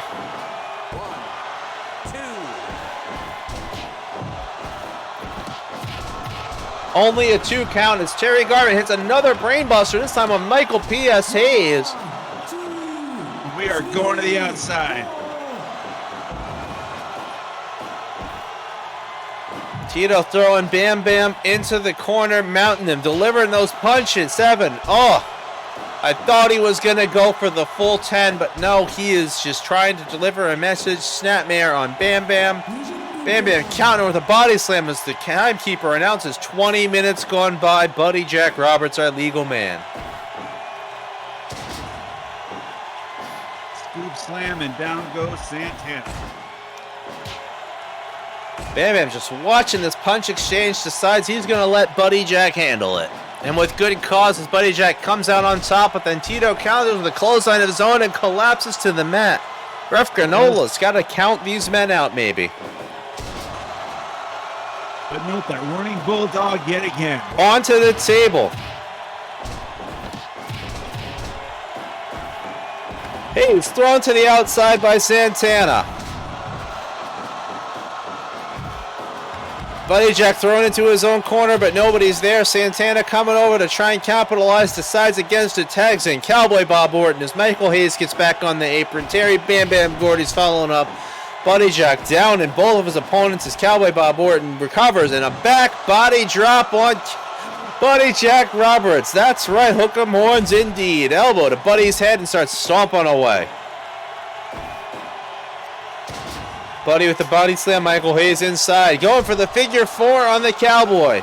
Nobody coming in for the save. They know Buddy Jack Roberts is not legal. There will be no submission. The only way to get out of this one is to pin someone or get a count out or maybe knock them out. Would be another way you can do it. Indeed, indeed, as Terry Gordy hits a pile driver on Jimmy Jam Garvin. Cowboy and Tito answer with a double clothesline on Bam Bam. Again, Michael Hayes and Cowboy Bob Orton, the legal men. Cowboy firing up. Throws Michael Hayes to the ropes. Shoulder block. Michael Hayes with a snapmare, showing off for the crowd as the Cowboy is on the mat. Cowboy rakes the eyes. He doesn't like that too much. Michael Hayes again with that hair pull we've seen him use in many matches. Michael Hayes raking the eyes. Buddy Jack Roberts said Michael Hayes has had enough of Cowboy Bob Orton tonight. And Hayes once again trying to capitalize, can't quite do it. Jimmy Jam Garvin in, helps Cowboy Bob Orton with the double suplex on Michael P.S. Hayes, just throwing him out of the ring. Again, a double suplex on Buddy Jack Roberts, the legal man. Jimmy Jam and Buddy Jack are now going to be going at it. Maybe Jimmy Jam will finally hit that brainbuster on a legal man and get that pin. But no, Buddy Jack Roberts with the DDTs. We're 25 minutes into the match. Here's the cover. Tito Santana breaks it up. Not quite going to be enough to end. Brainbuster from Terry Bam Bam Gordy, running bulldog from Cowboy Bob Orton, Buddy Jack Roberts, shoulder block on Jimmy Jam Garvin. Jimmy Jam with the swinging neck breaker. Bodies are piling up here in the ring tonight. Jimmy Jam with the back elbow on Buddy Jack Roberts. A forearm to the head. Buddy Jack looking for that tag. Garvin lets him get it. He's going to let Hayes comes in. Show the Freebirds he is not afraid of them as he fights them both off. Buddy Jack catches that running bulldog. Hayes and Buddy Jack posing for the fans. Buddy Jack with the Freebird DDT. Michael Hayes picks up Jimmy Jam. What's he going to do?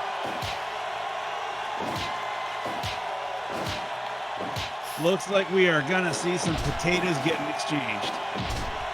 Hayes and Garvin trading clotheslines. Hayes comes out on top. Garvin be able to hit the punches to the breadbasket. Hits that Freebird DDT of his own. He's tagging in Tito Santana. Hoping he can get a break and hoping he can get somebody else to lay down that offense. Garvin goes to the top rope, decides against it, comes back in to help his partner. Headlock on Hayes, punches him a couple of times in the mush for leaving him. Tito Santana, snapmare. Hayes is going for that Freebird DDT in his own corner. Here's the cover. Bam Bam is right there. Buddy Jack is right there, only a 2. And pile-ups continue. We got all kinds of carnage happening in the ring right now. Santana trying to gain control of it, trying to maintain that kind of control. Santana hit that hip toss on Hayes. Now, Monster, I don't know if you caught it. It looked like we were about to get another brainbuster from Jimmy Jam on Michael Hayes during that Donnybrook. It looked like Jimmy Jam's back went out. sometimes that happens with performers like this. You push your body to the limit in that ring every day, and sometimes you just don't have what it takes in the tank anymore. Timekeeper announces we're just past 30 minutes as Buddy Jack Roberts hits a boot to the groin of Tito Santana, and they're exchanging blows here. Buddy Jack clobbers Tito with a clothesline, stomping away in frustration. Figure four from Buddy Jack Roberts in the challenger's corner. Tito is out.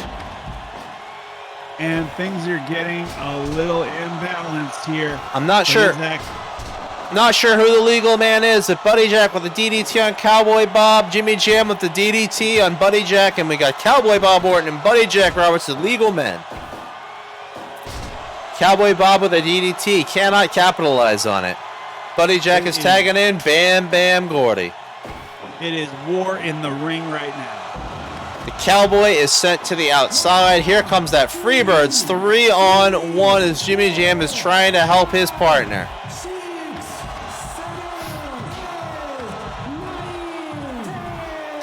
Ref Granola's up to 12. Cowboy Bob gets in. Big pile up happening on the outside here, and now back on the inside as well. Cowboy Bob looks like he's trying to throw Bam Bam out. We get a reverse on that suplex. Both men stay in the ring. Sucking wind, these valiant warriors, but you know, I think the fans would love to see the Freebirds lose the title, but just the numbers game is too strong for them. Jimmy Jam, though, with that DDT on Bam Bam. Cowboy Bob, the sleeper. Could this be it? Nobody's coming in for the save. But Ref Granola not over to check. Samoan drop sends Jimmy Jam Garbage to the outside. Ref Granola right there to start the count. Cowboy Bob's out to help his partner. Here comes Buddy Jack and Michael P.S. Hayes.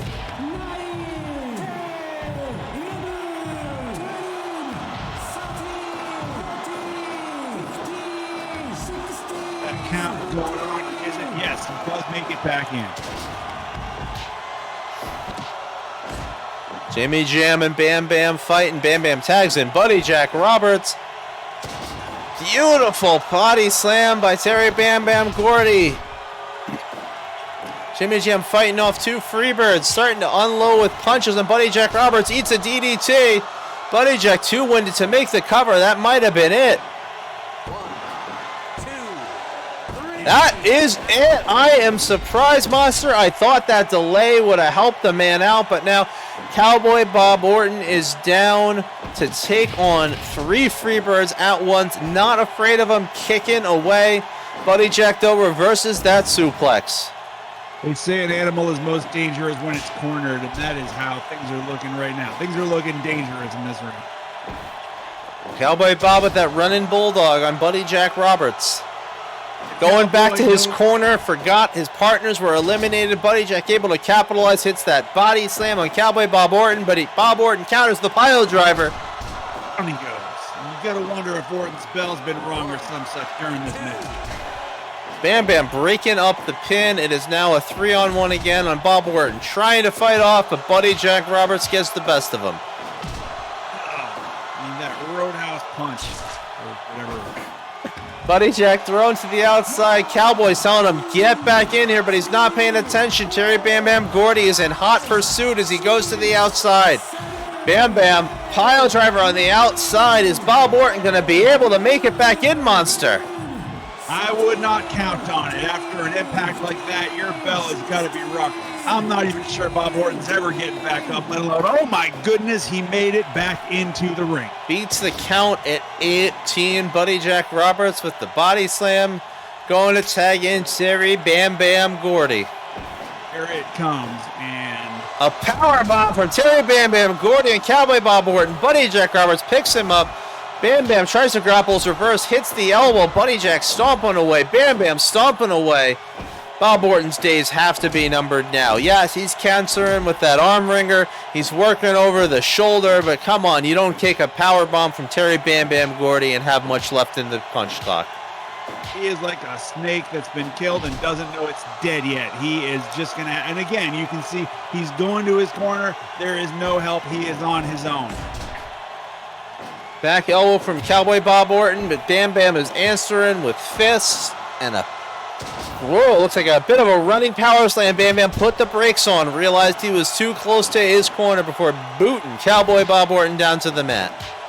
Orton surgically taking apart the Cowboy, and you can see Orton is doing everything he can to stay in this, but it just is overwhelming. Body check. Interference, choking out the Cowboy as he allows Bam Bam to tag in Michael Hayes. Cowboy Bob Orton is able to elbow out Buddy Jacks on the outside, but you know what? It's too late. He's going to hit this pile driver on Bam Bam, not the legal man. Michael Hayes with that running bulldog. The cover, what do we got? Rough Granola's in, 1, 2, and that's it. Oh. Kicking out. But again, they're still all 3 Freebirds as legal men.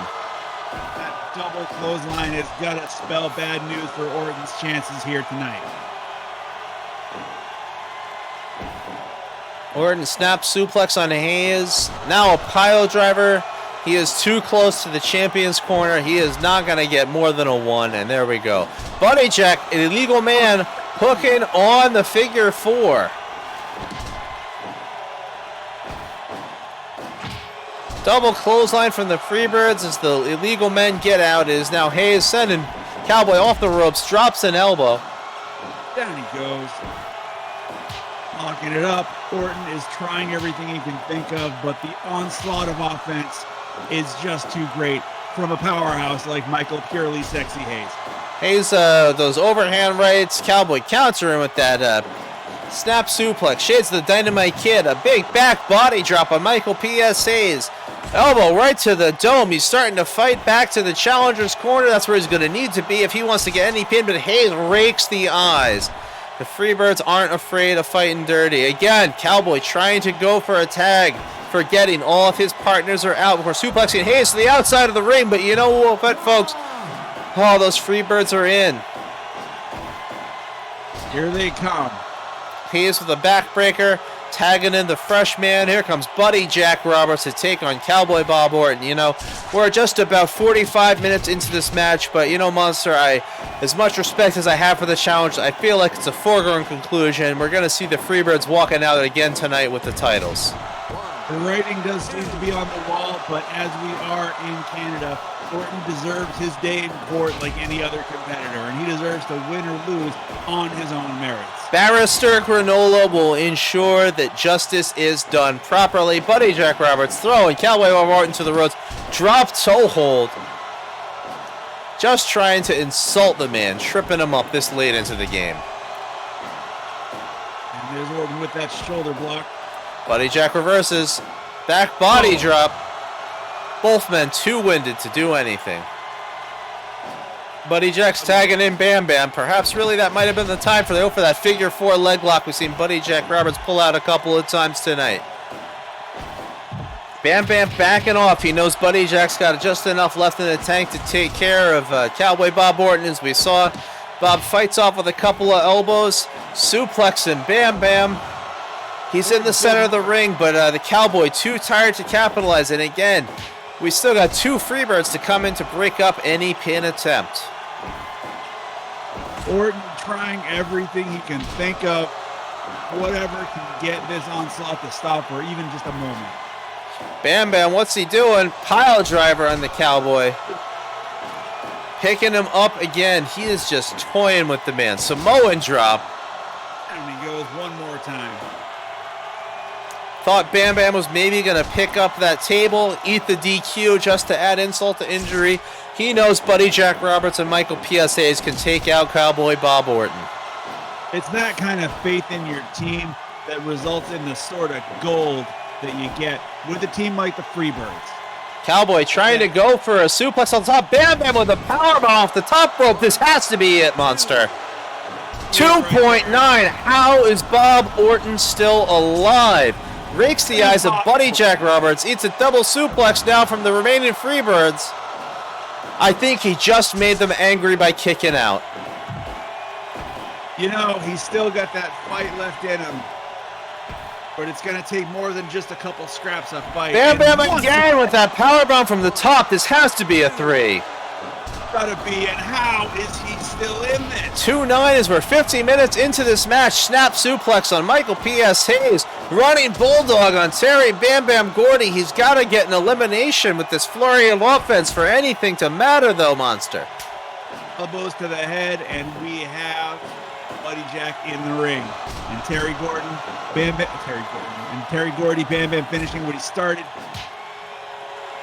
Hoping to serve up a couple more hits, but no, he is going back to his corner, back out, because he's a conscientious competitor. There we see those boxing maneuvers from Buddy Jack Roberts flooring Cowboy Bob Orton. Cowboy Bob Orton, as you might remember, Monster, once had a rather interesting boxing contest with one Mr. T. Didn't come out on the winning end, however. Sometimes it happens. You know, you get out in the ring and you just never know how it's going to go until it goes that way. Cowboy up first from that DDT from Buddy Jack, but he's definitely a little dizzy. Sends him to the rope, still sucking wind. Managed to hit that back elbow, but can't capitalize. Sending him to the ropes, that elbow. Just doing his damn best.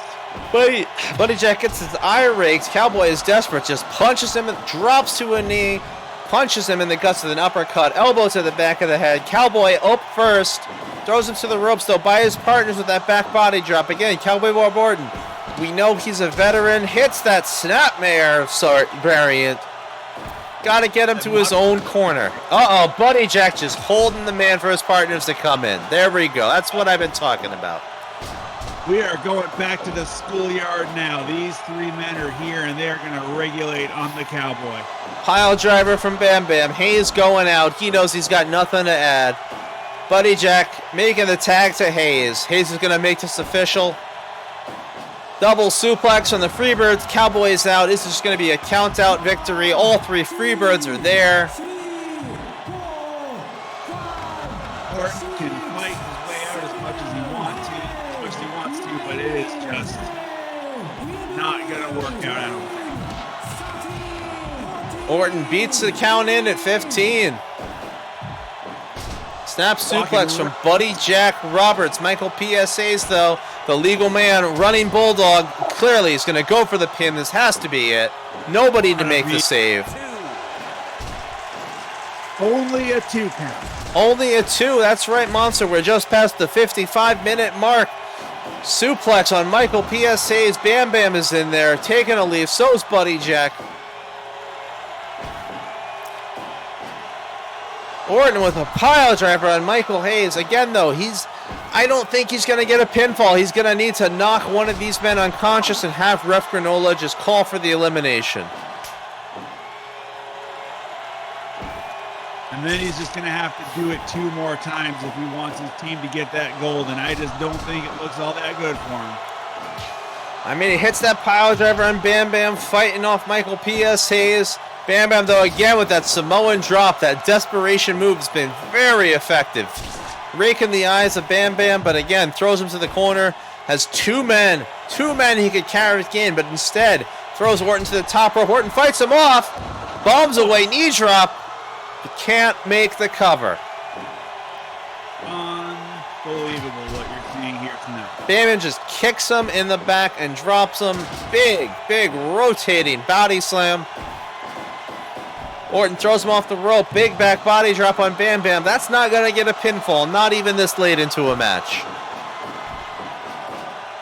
Follows up again with a back body drop. Orton off the ropes, 3rd time into the corner instead. He's in his own corner. Is he finally going to hit that maneuver he's been going for? Yes, the 2nd rope superplex, but he's too winded to cover, Monster. Gordy is got to be wondering at this point, is Bob Orton even human? Well, it doesn't matter because he's still got 2 partners to fight off, so he eats that rake to the eyes. Buddy Jack Roberts throws him off the ropes, comes in with a shoulder tackle. Buddy Jack rakes the eyes. Snap suplex on Bam Bam. Buddy Jack just sees Bob Orton's got nothing left, just taunts him and slaps him and stomps him on the back. Buddy Jack stomping away after that snapmare, punching Bob Orton in the face. He's throwing him. This has got to be it. Go for the cover, Buddy Jack. end this match as we approach the 60-minute mark. Orton doing everything he can to stay in this.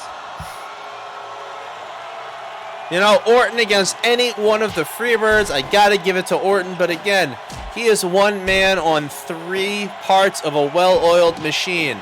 He can hit these whippersnappers all day long. Buddy Jack is just going to hit him in the groin. Michael Hayes is going to break up the pinfall.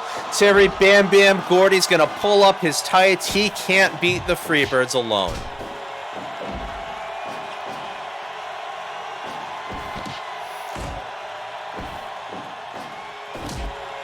Buddy Jack fighting in his own corner. You know, it doesn't matter if he's on the losing end of stuff. There's that Freebird DDT. Cowboys up first, but you know what? Again, Buddy Jack has 2 partners right there. Here comes Hayes. Orton swinging it air. Hayes, there we go, with the jabs, unloading. There's these big left hands, floors the Cowboy. Buddy Jack still in the ring as Hayes tricks him by begging off, throws him off the ropes. Hayes again going for the big punches. You know, Ace should really know better at this point in the match than to trust Michael Hayes. Right in the mud. Oh! Hayes ducking the punch, kicks him in the groin, showing off, just put the man. Oh, Cowboy answering back with a kick to the groin of his own. There's a receipt for that right there. But there's Terry Bam Bam Gordy to cut the man off until his partner's ready. He's in the lion's den right now. There's no way he's going to be able to capitalize on any of this offense when there's sneaky hands around to grab him. Ref Granola is down, and it looks like he's busted wide open. Could this be the opening that Cowboy Bob Orton needs to succeed in this match? Michael PSA is thrown to the corner, but there's that DDT. Ref Granola is up. He's checking the Cowboy. That's it, folks. He's calling for the match. Keeping his mind on his job even when he's busted open. Ref Granola is made of sterner stuff than we can possibly imagine as the Freebirds retain. Well, Monster, it was quite an exciting match tonight. Now, that was a hell of a match, but at the end of the day, the Freebirds walk away with this open weight 6-man tag team belt. Well, indeed, that is quite a match. We went 64 minutes, 4 seconds. Winning by knockout, the fabulous Freebirds retaining those titles. Monster, it's been an evening. It has absolutely been an evening. And folks, this is Famous Monster signing off on behalf of Ron Owens and the Superstation, which has some call letters of some kind, I'm certain of it. Indeed. See you next time at the matches.